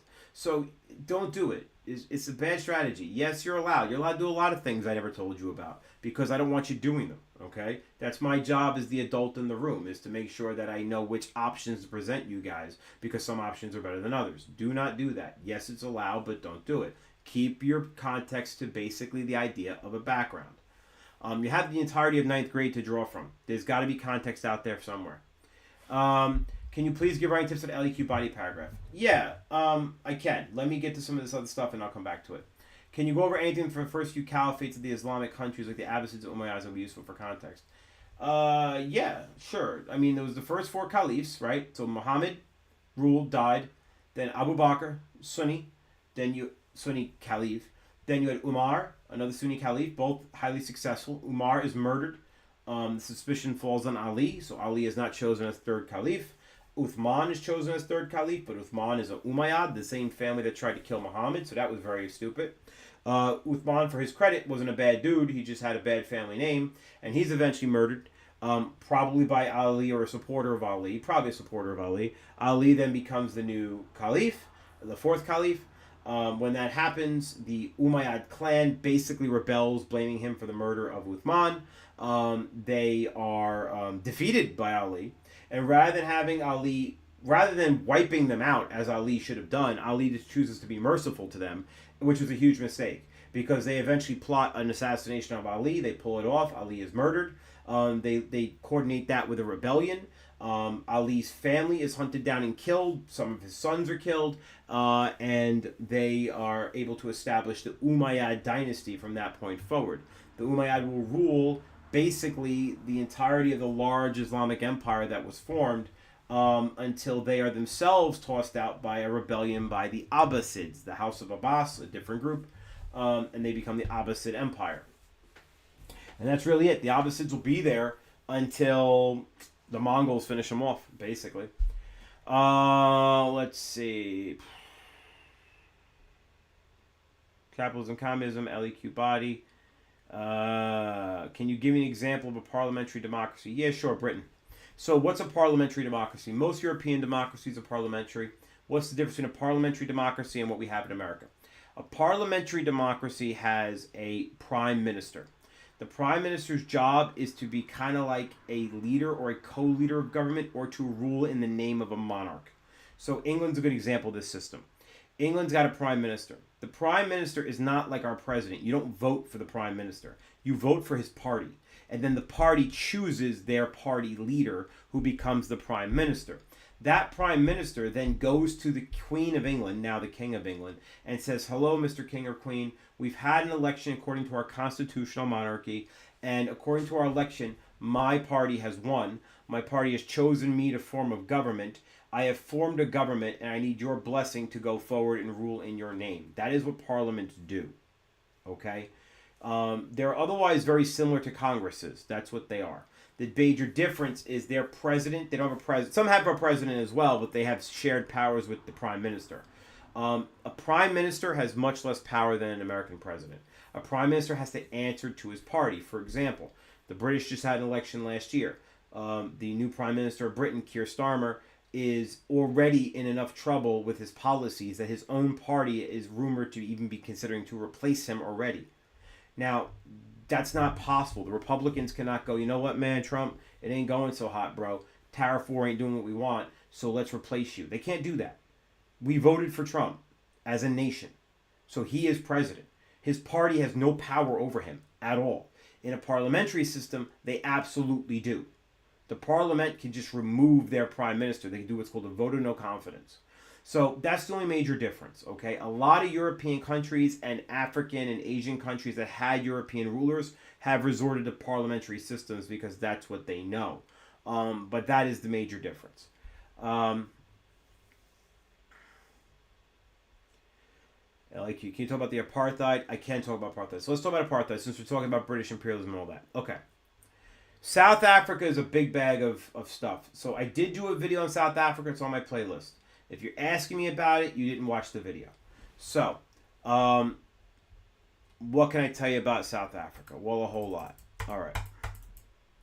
So South Africa had a system called apartheid. Now, it was a Dutch colony that was settled by Dutch Boers. A Boer means a farmer. Okay, that's the Dutch word for farmer. And the Dutch ended up basically getting into wars with local African states that were in the region and were successful in driving them out of the Cape area, the water area of South Africa, the Cape of Good Hope. Later on, because of its important significance this is before the Suez Canal, right? Its important significance as a way around to East Asia. The British fought a war for control of that area. And it was a three-way war between the British Army, the Boer settlers of the Dutch, and the Africans, particularly like the Zulus and other, African tribes that were militaristic. In the end, the British win that war.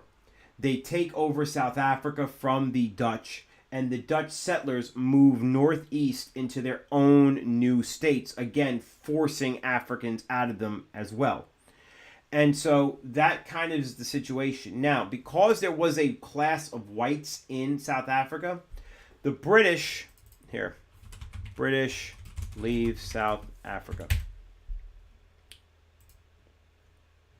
So, the British leave South Africa in the to its own devices to let itself govern in 1910. Britain has a bunch of countries that are called part of its Commonwealth, okay, or a colony of Britain, part of the overall British thing. So the whatchamacallit? So the British end up in that state, in that country, and they say, look, you guys can run it. Now, who are you guys? Those are the whites that are there. Now, the whites that are there are kind of different. They're a mixed blood Dutch, British, etc. But the ones that were Dutch had become something called Afrikaners. There's one too many A's in that. Afrikaners. These Afrikaners are white Dutch descendants of South Africa. They're like Creoles. They're white guys who were born in South Africa, whereas the Creoles were white guys that were born in the New World. These guys, though, end up running South Africa. They are a massive minority group, okay? They make up a very, very, very small group of the South African population, but they were the wealthy, land-owning, land-controlling, kind of like a weird layer, because they were all born there. Especially by this era, they were all born there. So they're native South Africans, but they ruled over black South Africans kind of like the way colonists would. And so they became the elite majority and they controlled everything. And to ensure they had complete control, they end up creating a system called apartheid. Apartheid is just the Dutch word that means apart, okay? Literally kept apart. I'm just looking for a link to the apartheid article.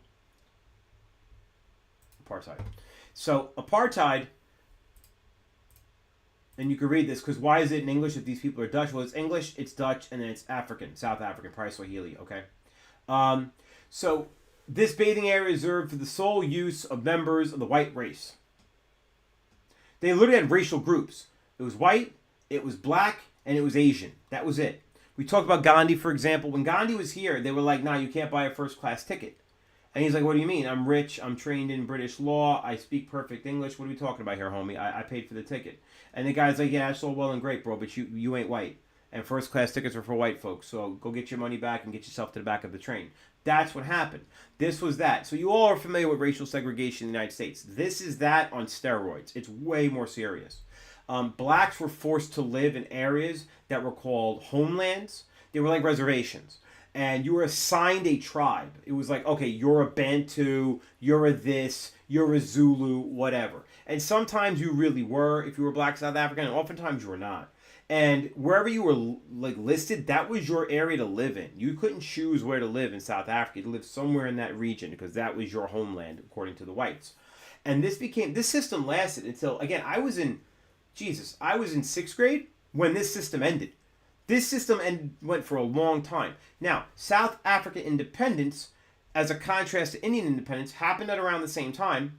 Well, a little bit later, but within the same 50 years. South African independence did not really have the non-violence movement. Now, India had plenty of violence in its independence movement, but it had that Gandhi figure to say, hey, look, we should really not be violent. No. South African independence was violent. Absolutely. Like the most famous South African nationalist and revolutionary and reformer and person who sought to get South African equality, because it wasn't even independence, right? Like they were independent, they were just ruled by these whites who were put there by the British, basically. So they wanted equality, they wanted that government gone. So you've all probably heard of Nelson Mandela. Here's a picture of him. Nelson Mandela is the most famous, alongside Gandhi, African nationalist of the 20th century. There he is. Homie here was straight up a terrorist. Like straight up a terrorist. He was involved in bombings, planning of bombings, and so on. Absolutely. There was huge violence here. Now, I'm not painting him as some sort of a criminal, but he engaged in that kind of violence. Now, whether or not you think that kind of violence is justified in a system as terrible as apartheid, and apartheid was, like I said, racial segregation like America had, but to the 10th degree. It was like way worse. That's a you decision. History has judged this man to have been, justified in his violence. But his actions were no doubt terrorism. Like they straight up were. He was part of a group called the Spear of the Nation, which was an underground... It was an underground terrorist cell, freedom fighter cell. It really depends what you want to call it, okay? This is him as a younger man. And he ends up getting arrested for his terrorist-style activities. I mean, he did do this stuff. I mean, he doesn't hide it. When he comes into power, I skipped ahead. So eventually, there's so much international pressure on South Africa. The entire world refuses to trade with them. They don't have a choice. And so eventually, one of their white prime ministers says, okay, and we're talking like 1990s here, says, all right, we will have real open elections in South Africa. We know we're going to lose. That's fine. Like, they did it. And when they did that, Nelson Mandela had been in jail for like 20 years. Some crazy number. Because he had been arrested for this stuff and held in jail. But he was held without trial. He was just held in jail. Like, that was it. He was convicted without a fair trial and everything. I mean, he obviously did it. But here he was. So it was from 64 to 82. Oh, it was more than that. He was in there for so long at 82. I was in 6th or 8th grade when he finally got out. Then he was in prison in 88. 1990 he was released. There you go. Now, again, he became a figure, like a symbol of African resistance. And he was. And when he was released, he was elected the new president of South Africa. And when he took power, he did a thing called, I think it was called reconciliation. I'm trying to remember exactly what it was called. Hold on, I'll tell you.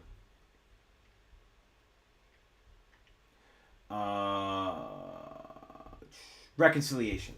Reconciliation was the idea that, and this was, I think, pretty smart on his part. He came out and basically said, look, you're right. When I was a younger man, and when the movement that I was a part of when I was a younger man were in the position we were in, we engaged in mass violence against the white South African population and the white South African government specifically. We felt justified because of the way we were treated. On the other hand, we definitely did cause damage, harm, death to people who maybe did not deserve it. But as a counterbalance, you guys who were the white South African government at the time were equally brutal to us. So why don't we all just admit what we did?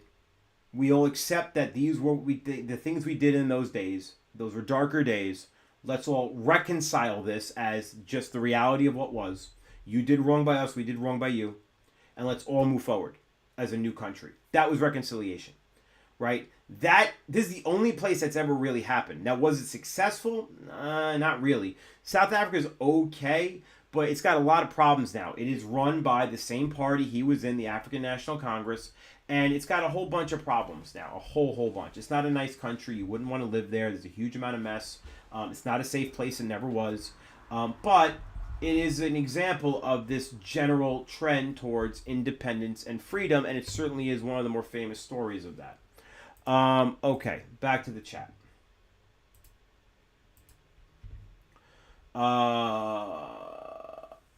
Okay, so that's the reason why I call Mandela a terrorist. There you go, that answers your question, because he literally was blowing stuff up. Okay, that's a pretty funny comment about being a cleric. I'll say nothing more than that. Courtney, you're not going to... All right, so what do you do if you brain blank on the LEQ? You pick... All right, let's say you truly have no clue. Like, you get to the LEQ and you're just in a panic mode. The first thing you do is take a deep breath. That's step one. Step two, you're going to go ahead and make sure that you pick an essay that you can at least do 3 things on. 1, fake a context if you have to. Okay? 2, write a real basic thesis. You probably don't have to write a real basic thesis about anything. Like, real basic, right? Just make an argument and just make up some categories. And then 3, just try to slap down some facts that you might know about the topic. Even if it's almost like a bullet list. Just do that.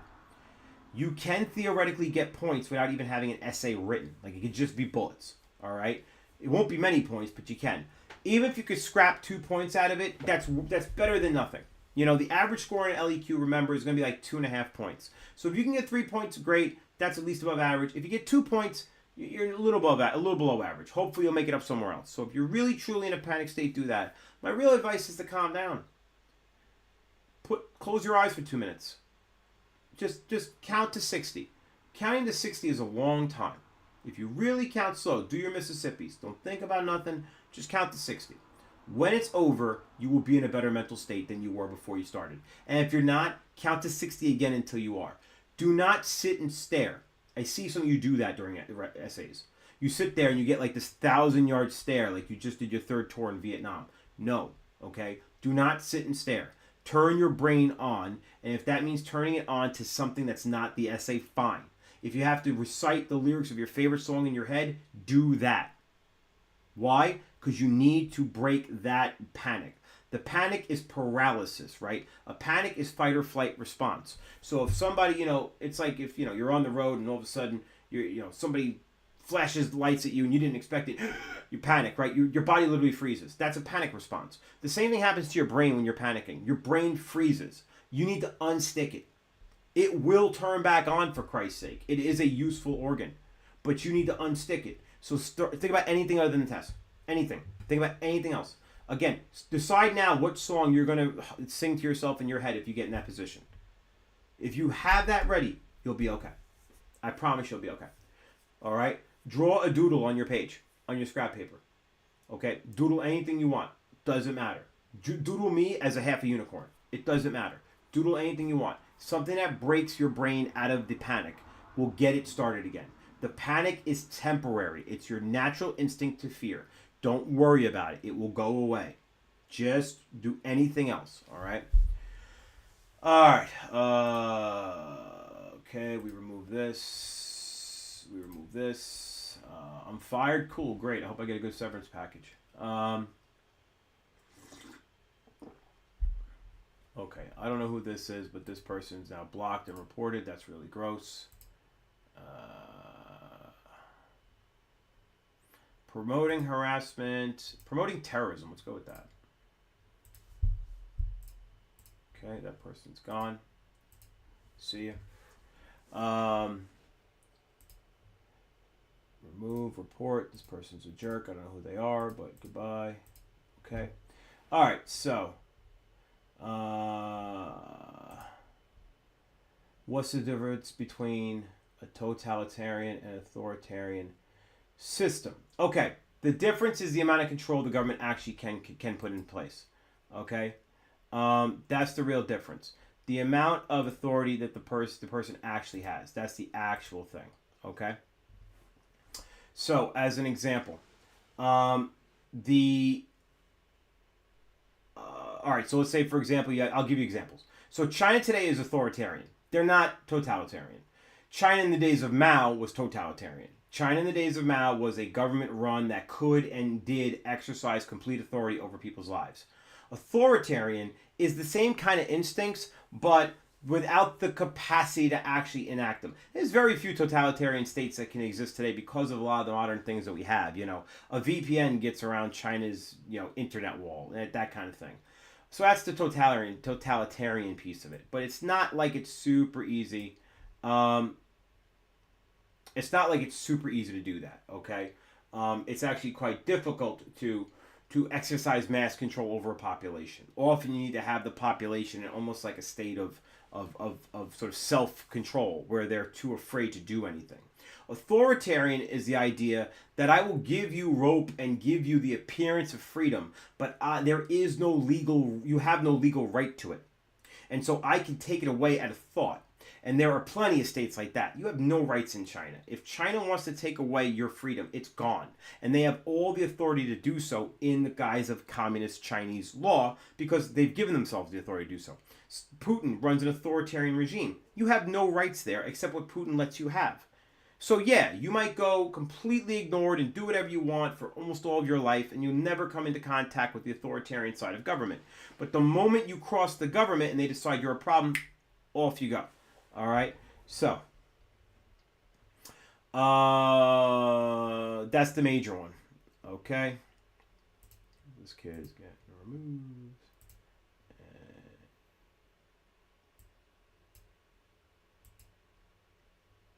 Goodbye. See you later. Goodbye. See you later. These people are annoying me, so they're gone. Okay. I think I did the DBQ planning. What did I skip? I skipped something somebody wanted me to go over. Nationalism, capitalism, communism. Nationalism is the idea that you have a pride in your people and a pride in your country and that you deserve self-rule. Very, very popular after World War I and before World War I, where people started to say the flag of your nation is your team, and therefore if your team wins, you win. That's nationalism. Capitalism is the idea that individuals own resources. You own everything. So I own my cup, I own my monitor. I own my computer, my camera. I own my microphone. I own it all. I own my shirt. I own how I use my time. I own how I use my skills. Those are mine to own, and they are mine to sell. And as a result, any value the rest of society finds of that is up to them. So if someone thinks, I don't know, Caitlyn Jenner is a person worth following on Instagram, then they think that. And if she can monetize her beauty and her influence as a way to make money and people will pay for that, then that's what they pay for. So that's it. And then communism is the direct opposite of that. It's the idea you don't own any resources, including your time, including your skills, including your decision making. You don't own anything. Everything is owned by everyone jointly. And since everyone jointly can't administer anything, you need a system to administer it all, and that system is government. And naturally, it's going to be totalitarian or authoritarian. It has to be, because it has to forcibly take your stuff from you and deny you rights of ownership over it. So that's how it works. Those are the three. Okay, can you go over first few caliphates? I did that. I skip all this. Good luck tomorrow. Thanks. Bye. Could you give us some tips on planning when we get to DB? I think I did that. Okay, are we allowed to scrap paper? You are. Don't listen to Google. Let's see.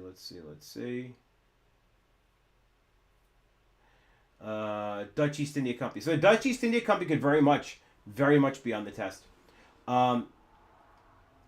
The Dutch East India Company is actually the most profitable of all the East India companies. Mostly because it did its thing and that's all it did. It got itself into Southeast Asia. It dominated the Indonesian island of Java, which is the big island.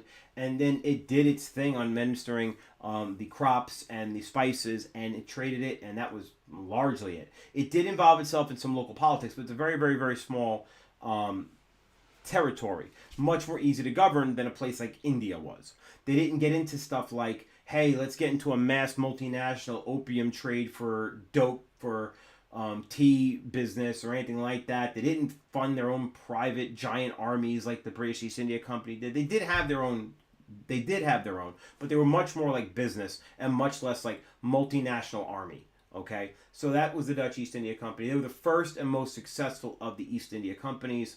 So they kind of start the trend. They're good context for the British East India Company. Because I don't think you're going to get much about like Java and the Dutch East India Company as a topic. But if you get stuff like British India, you can use the Dutch East India Company as context to the British East India Company. You could definitely do that. All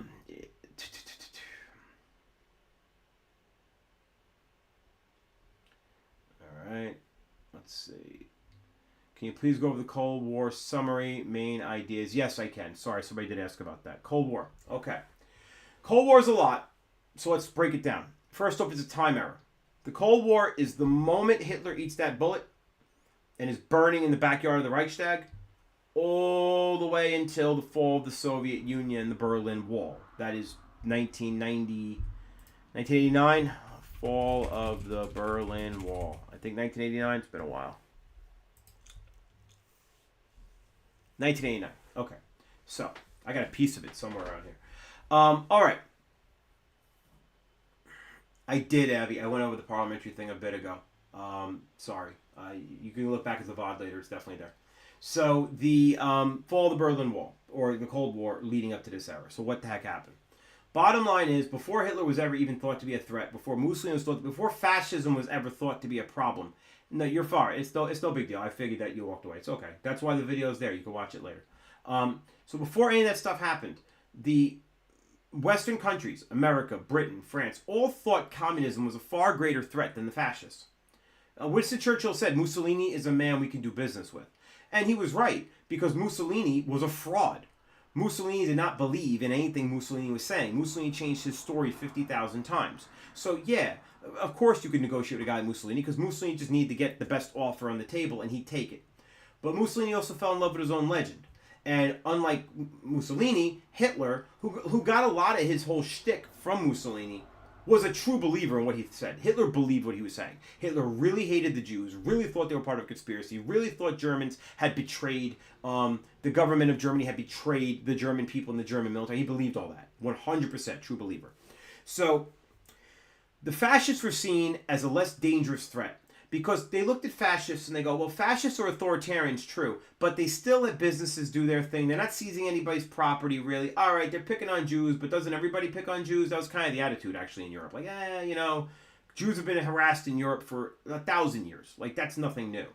So this was the attitude, like, they're not really as bad as the communists. Well, it has turned out they were just as bad as the communists.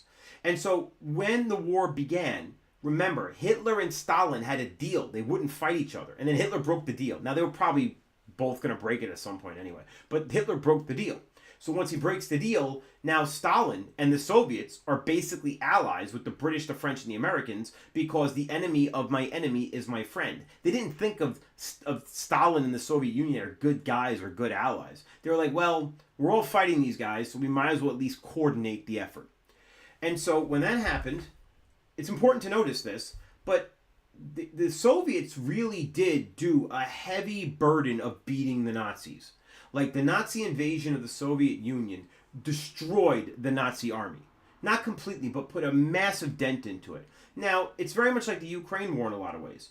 Yeah, the Russians have a lot of casualties. The Russian governments have never cared. Here's context. Russian governments have never cared about their people, ever. Look at any Russian ruler going all the way back to the Grand Prince of Kiev. They do not care about their people. They will sacrifice them in a second. They all do it. Peter the Great, Catherine the Great, freaking what's his face, Ivan the Terrible, you name it.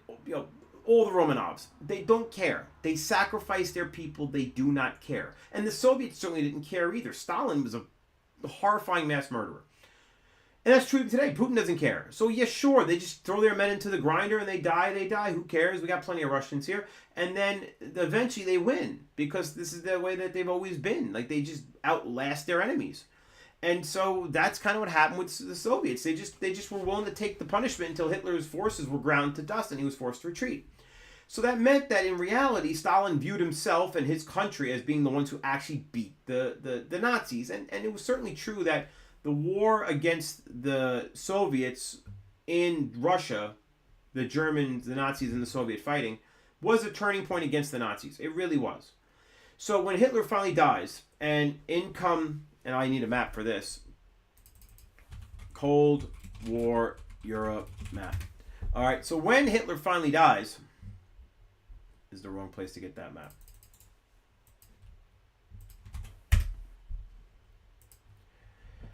The Soviets and the Allies, there you go, perfect map. The Soviets and the Allies end up both closing in on Germany from both east and west. And it was a bit of a race because everybody was afraid, like, all right, what happens if the other group gets to Berlin first? Like, Stalin was worried that the Allies were just going to go ahead and attack the Soviet Union right after this was done. And the Allies were worried that the Soviet Union would just gobble up as much land as they could possibly get and keep it forever. So the fear was, my God, this could be the biggest spread of communism ever if we don't contain it. And so these guys all basically agreed to meet in Berlin with their armies, occupy Berlin. The Russians were allowed to go in first. And the Russians took a bunch of territory around Berlin. So what you see is East and West Germany. Berlin's actually like way over here in like the middle of East Germany. And this was stuff, all this like salmon color stuff that says the Warsaw Pact. This was all stuff the Soviets seized from Hitler or his allies during the war. Where Stalin rushed his troops in, they took it all. The green stuff is the stuff that's part of NATO, which were free nations allowed to run themselves. And what Stalin said to the Allies was, listen, say what you want, I'm not leaving. My troops are not leaving. I'm staying in these countries. And the Allies were like, you can't do that. These are free nations. They were free once. You're not allowed to run Poland, blah, blah, blah. This is not okay. And Stalin was basically like, well, do something about it if you think you can. And every time Russia gets attacked, it's from one of you psychos in Western Europe. This is a common trend in Russian history. This is what Putin is saying is his reason for the war now. Now, whether you believe it or not is irrelevant. It probably is partly true. So they have said, this is what the Russians have always said, right? So just look for yourselves. Napoleon attacks Russia, Frenchman, right? Germans attack Russia in World War I, right, with the Schlieffen Plan. Germans attack Russians in World War II, the Soviets in this time, with the breaking of the Nazi-Soviet pact. So Stalin's attitude was, I need a border. I need a buffer. I need lands between my country and your countries that I put between me and you, that you're going to have to invade them if you want to invade me. And this was his argument, that I need security because you Western Europeans are war hungry and you always want to invade East. Semi-true, Stalin's not a good guy, but semi-true. There's some truth to that argument. It's plausible.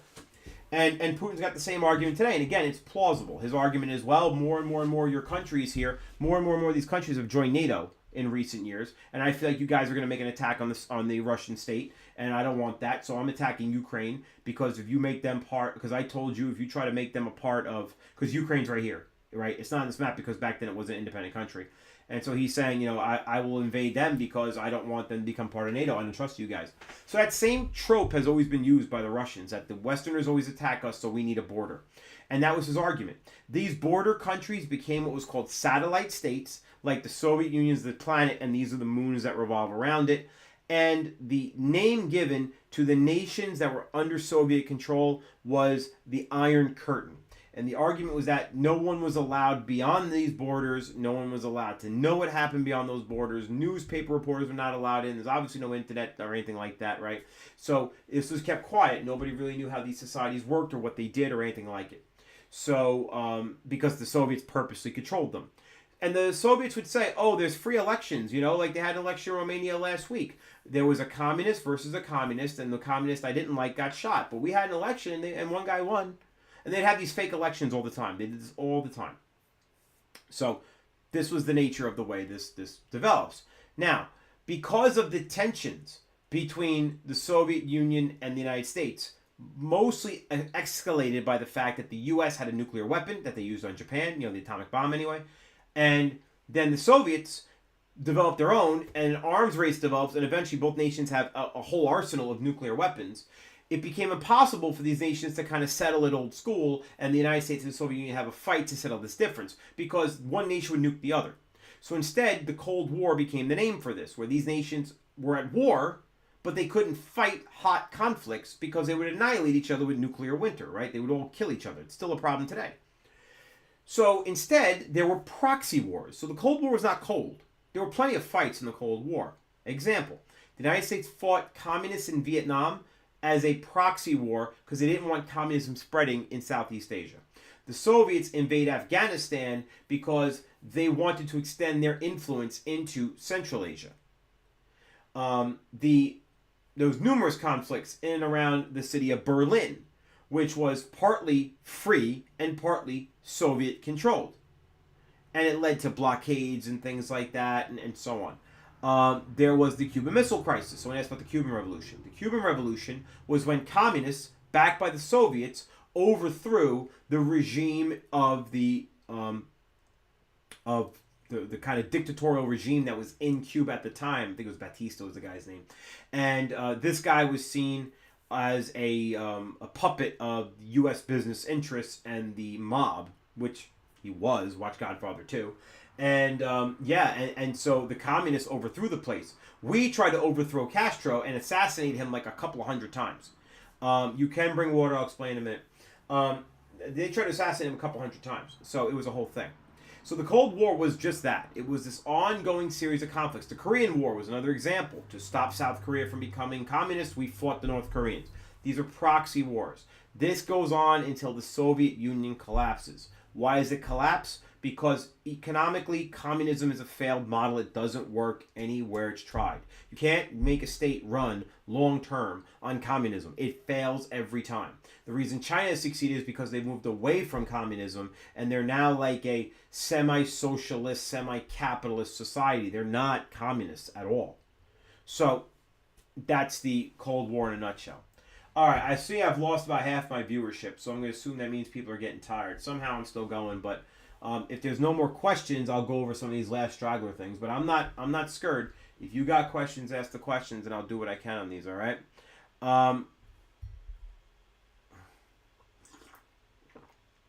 LAQ body paragraph tips. Okay. treat a body paragraph in the LEQ like you're writing an SAQ answer. Use the topic sentence for the answer, right? Pull it from so you have your 3 categories in your thesis. You pull one, you make that your topic sentence of your body paragraph. Then you give a line of evidence that describes the details you know about the topic. As many lines as you can do. If you know 2 pieces, do 2 lines. You know 3 pieces, do 3 lines. You know 1 piece, do whatever you can do. Then say, this demonstrates, and then go and explain how this shows your your category of investigation is true. It's like, how does this prove it true? Okay? That's simple as that. How does it prove it true? And just repeat that for every single body paragraph. If you follow that model, your grade won't be that bad. It won't be. You'll at least get some points. I promise you that. What are you supposed to bring? So, again, if you look at the Blue Book thing, and somebody wrote something about the Blue Book thing. Let me see what it said. So, Blue Book, you said the content, at least of the map, MCQs would mostly be on the exam, but like what units? I'm too lazy to check right now, and I have to write practice essays. Well, if you're too lazy to check, I'm too lazy to tell you. So, I've shown you guys in class the chart with the breakdown of what percentages of what units are on the test. So, do I think doing the Blue Book questions is a very wise decision because I think likely those topics are likely to appear? I do. But if the question is, can you give me a list you gave me 3 times in the last 3 days? No, I can't do that. Especially if you're going to tell me you're too lazy to do it. Okay. So what are you supposed to bring? You're supposed to bring pen, pencil, and pen can be blue or black ink, so I bring both.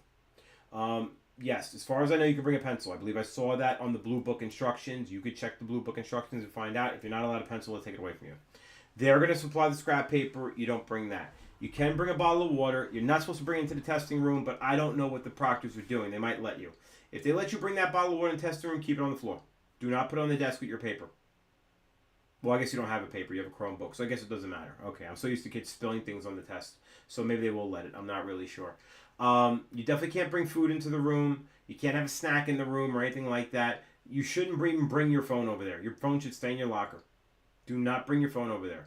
If your phone goes off, they have to report it to the college board, and it has to go to an investigation. And your test is, I'd say, more likely than not to be invalidated. And theoretically, depending on what happens, you could invalidate more than one test.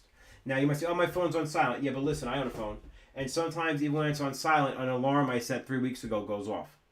So, like, you don't know. Like, don't bring it in the room. Like, you're going to be in the wrestling center across the way there from the building. Just leave it in your locker. All right? You don't need it. It's not going to do you any good. Pep talks from mom and dad aren't going to help halfway through the test. Just leave it. You could do without it. You should be freaking out anyway at that point. Can you bring a water bottle? Yes. What's the best way to approach DBQ? Man, I went over the DBQ. Like, I went over it in pretty strong detail earlier. Check the vid later. Okay. Do you think grades are going to be lower on average this year because of online? Well, no. Do you want my hot take? I'll give you my hot take. You guys, when you did the digital DBQ for me, wrote way more words than you would have done if you had done it on paper. Way more words. A lot more words. Because I think physically you guys don't have the stamina to write, but you do have the stamina to type. So I actually think, if you want the truth, I think essays will on average be better this year. Now, whether that's good or bad, I don't know. Because if your essay is better, great. But what if everybody else's essay is better too? Then you're all sort of competing, right? But I think in the net result, I do think there'll be higher essay grades or longer essays with more words in them, which is usually a good thing. Will it translate to better results? I don't know. But I know I don't think automatically the test is going to be lower. I don't. We'll find out, but I don't. Why did the Queen have more power than the King in Britain? They don't. That's not true. So, England is a patriarchal monarchy like everywhere else. The thing is, sometimes Queens of England don't have royal husbands. They have consorts. So it depends. England's done this a few times. Like Queen Victoria did that to maintain her own power. She didn't have a king. The queen that just died, she didn't have a king as her. Well, she did back in the day, but he died. Then she inherited the throne. She never remarried, but she had a dude who was kind of like her lover that stayed with her his entire life. But they never remarried because she didn't want to give up her power. Why would she? And plus, there's a problem there, right? Because she had sons, grown boys. She has, what, 2, 3 kids? And those kids have a right to be king when it's their turn. So, Charles, for example, and he had a brother, Andrew, whatever it is. And so they were allowed, they want to be king. If she remarries and has another child, then now who's king? It gets sticky. So if there's an heir on the way, the women of England have ruled. Women in England have ruled and have ruled on their own power before. But remember, the Queen of England doesn't have a lot of power. The King of England's a puppet. He's a figurehead. How the empire controlling India transferred from the Delhi Sultanate to the Mughals. Yeah, they got their butts kicked, basically. They slowly disintegrate into independent empires. And then in comes Babur, the founder of the Mughal Empire. And largely, Babur's trying to forge a kingdom in what is now Afghanistan. Doesn't get very far. He's fighting a lot of guys and getting a lot of resistance. And he decides the peoples of the river valley systems of northern India might be a softer target. And he takes them out instead. And boom, Mughal Empire. Basically it. Anything else?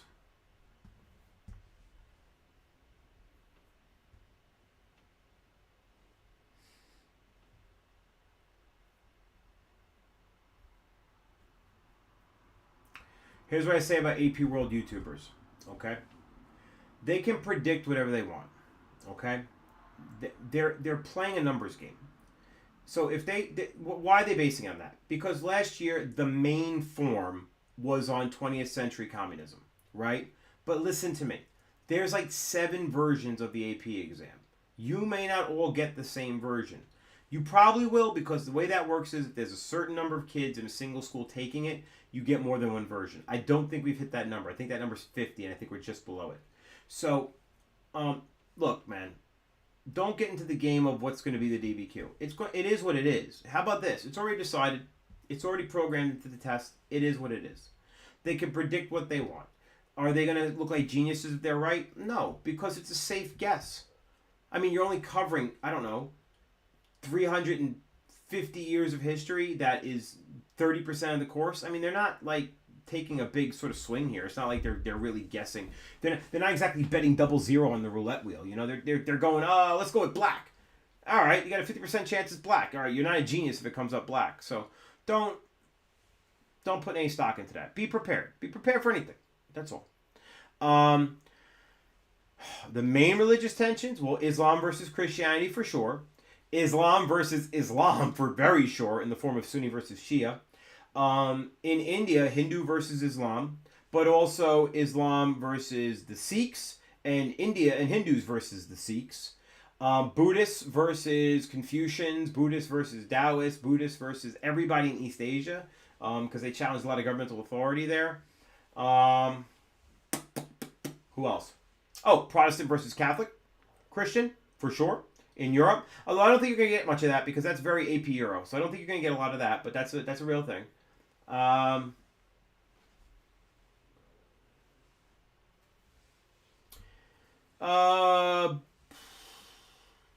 all I can really think of off the top of my head. I mean, I'm making it very simplistic, obviously. But those are the main sort of, fight card for religion versus religion. Can you go over globalization? Yeah, so globalization is actually pretty easy because it's very general. It's generic. Globalization is the idea that after the Cold War, the world has only gotten more connected. And this is true. How do I know this is true? Because I was watching live footage of Pakistan's region that they control in Kashmir being bombed last night while they were preparing a military response to bomb India back. So, yeah, the world is ultra connected. I can go and order something directly from China on Temu right now. The world is ultra connected. Because of that, this has homogenized the world, meaning the world has become more similar, right? So the idea that anywhere in the world you can find a McDonald's, that's kind of interesting if you think about it, right? Because anywhere in the world, this thing is out there. People trade all over the world. English has become the predominant language of the planet. Not just because of the British, by the way. That's not really why. The British definitely are why we speak English. But our dominance as a power and the world's only superpower following the Cold War is why the rest of the world, most of its elites and educated people, speak English as a second language. Because knowing English is the most useful language on planet Earth. That's why you don't have to know another language, by the way. Like, why are Americans so bad at learning second languages? Because you've already got the S tier language. Everyone else on planet Earth learns our language because we're that powerful. Okay? So, we are the preeminent state of planet Earth nowadays. Now, that won't last forever, but that is true for now. So globalization is this idea that the world has come closer and closer together. But it also means that the responsibility of taking on the problems of the world become global as well, which draws a lot of criticism. Like, I don't know, is the Rwandan genocide your problem? I mean, in the pre-globalized world, no. Some Africans kill some Africans. What's that got to do with me? No more than is the Armenian genocide my problem? No. Well, if some Muslims kill some Christians, what's that got to do with me? So that's the pre-globalized world. In a post-globalized world, well, if you believe in something like the UN should have a function, then yes, you are responsible for maintaining peace around the world. And if that means that there's a genocide going on in a very poor country and it's going to be very expensive to stop that genocide and might kill some of your people in the process, you theoretically have a responsibility to get involved in that. So that's the difference. So globalization ties everybody together for good or ill. You're responsible and you're connected to all the problems of the world. So theoretically, they're everybody's problem, to that degree. All right, see ya. Have a good night. Make sure you get some sleep, Abby. We got this, guys. I've said that from day one. You got this. In the morning, I'm probably going to post a video for you guys. It'll be early, like probably 7 o'clock, 6 o'clock. So don't let it wake you up. But you should check Google Classroom when you wake up. All right, I'll say no more about it for now. How valuable do you think it is to memorize each form of religious syncretism? And would that qualify as a good piece of evidence or context on an essay? It could be. It depends how you use it, right? Context for sure. Because there's a lot of syncretism, right? And how much of it is post-1200? Not a lot. Not a lot. Because syncretism is the idea that a religion comes into a place, is absorbed into it, and bits and pieces are taken, right? So like the Japanese are great at that. Like that's like their superpower. They can maintain their culture, but still bring in foreign culture, right? Like somehow the Japanese are able to make like meat sushi because that's syncretism, right? They can do that. They do a steak tartare and make like a meat sushi, basically. They can do that. Even though they're not, by definition, Japanese are vegetarian, traditionally. Or things like, I don't know, Japanese J-pop and Korean K-pop bands, right? They take these attitudes from the West and they incorporate into their culture, and it's uniquely them.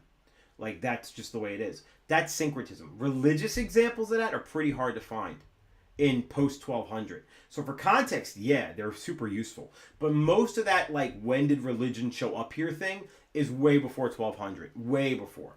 Like, Christianity is, obviously all over the Mediterranean basin by the fall of the Roman Empire. So by 450 CE, that's done.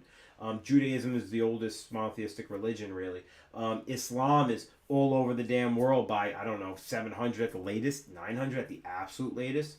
You could find it, we could find syncretism of religion in this context. You could find it in the conquest of the New World. You can find it there. You can find it there. So the fact that in Mexico they still celebrate a Dia de los Muertos is absolutely syncretism. That's the Aztec death culture being mixed in with Christian tradition. So you can find it there. But that's the kind of place you're going to find it. How valuable that was that. Okay, so anybody else? We haven't lost any new viewers for a bit here, so you guys are still sticking, so I'm asking. Yeah, I kind of did. So, decolonization after the Cold War. So, once again, after the Cold War? Well, what decolonized after the Cold War? The Cold War ended in late 1989, so who's decolonizing after that? Maybe South Africa. World War II. All right, that's different. That's all right. It's late. World War II, yeah. But again, I come back to, it became a real moral issue. Like, how could you be... All right, remember what the Cold War is, right? America's standing on business and saying, we are the free peoples of the world. You, the communists, are the controlling evil empire who doesn't let people have freedoms. And the communists turn around and go, oh, is that so? Then why do you control India? Right? And it's like instant regret, right? It's like the meme. Because, like, they're not wrong. How could you... Or they could say things like, yeah, when do your women get to vote exactly? And the communists win on those arguments because they did actually put women's voting in before the West did. They did do that kind of stuff. So these are the kind of things where you would see these sort of conflicts. So for Western countries in a world that was post-Hitler and actively Stalinist and actively engaged in the Cold War, and were trying to win the hearts and minds of nations that were undecided about which superpower to back, it was really a hard sell to be out there and be like, yeah, but you're our colony. We need to keep you. Like, we need your money. Like, that's a hard sell. It's been like that. You can't get away with that for that much longer at that modern era. Remember, Franz Boas, you judge cultures by the standards of their time.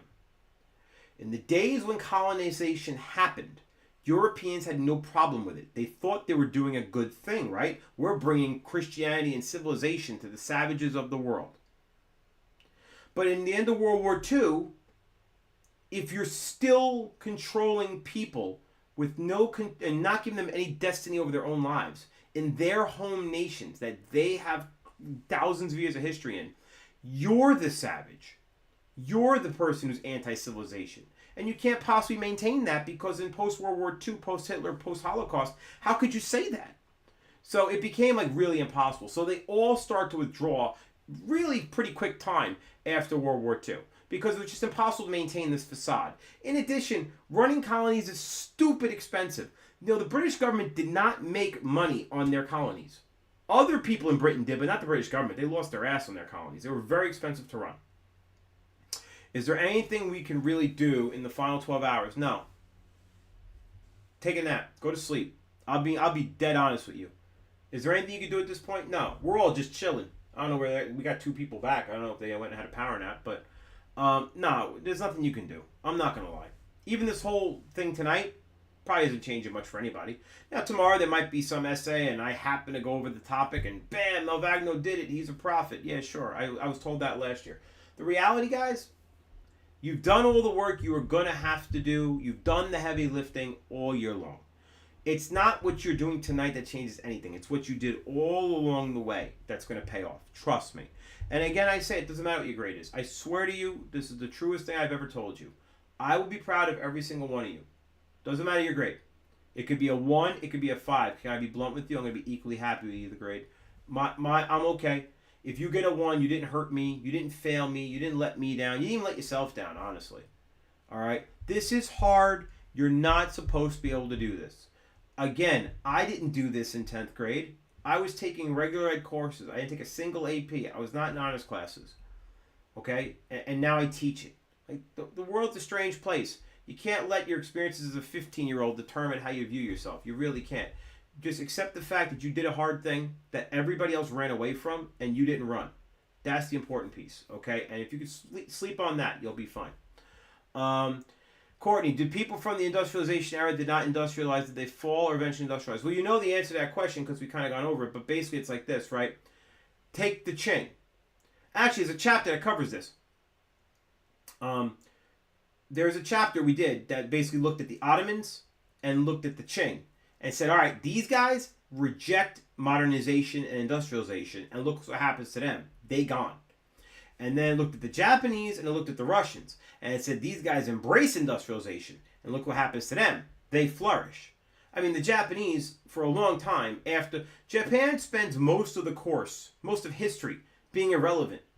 Like, if you're not a weeb into katanas, samurai, and anime, their history is of no relevance to most of the course. They're a small island country literally on the ass end of planet Earth. Like, nobody cares about them. They don't have any resources anybody cares about.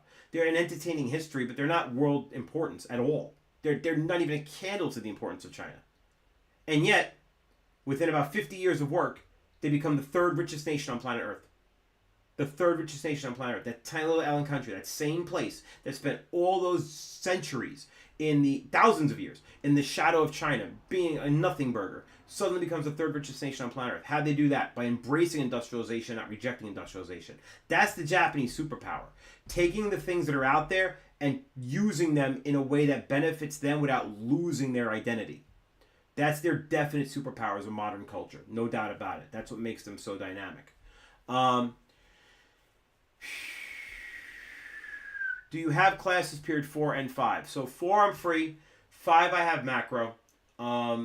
if you're there, you're there. I'm not going to throw you out. The class does have pretty much a full bloat of kids there. But if you hang around the back or you kind of mill about, or maybe I'll find an empty room nearby, that's no problem. We'll figure it out.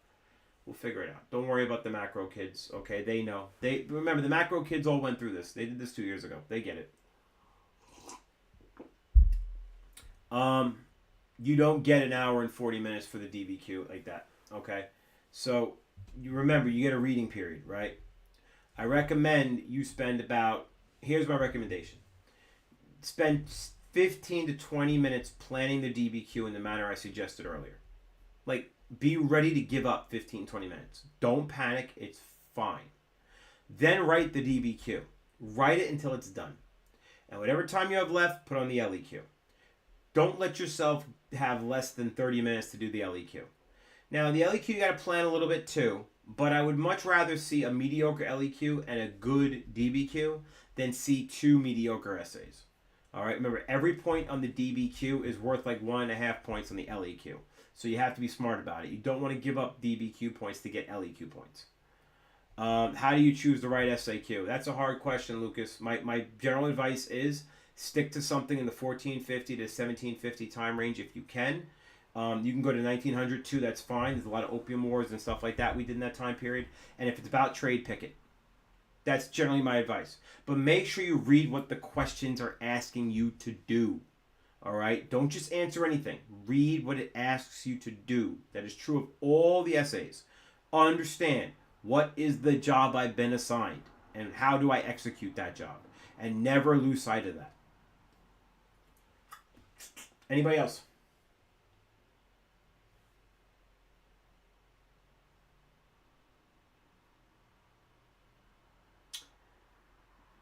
All right.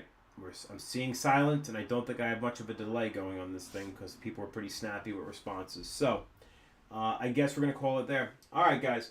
I wish you luck, but I don't believe in luck. I believe chance favors the prepared mind. Okay? So, you are prepared. Go to sleep. That is the most useful thing you can do right now. Go to sleep. All right? There's no point in cramming. Your brain's not in a position to do that. All right? You just learned a lot of stuff. Your brain needs time to convert short-term memory to long-term memory, and it does it best while you sleep. So go to sleep. All right? I'm not going to sleep. I got stuff to do. But you go to sleep. All right? I'll catch y'all in the morning. It'll be fine. All right? Have a good night. Don't worry. Everything's all right. Later.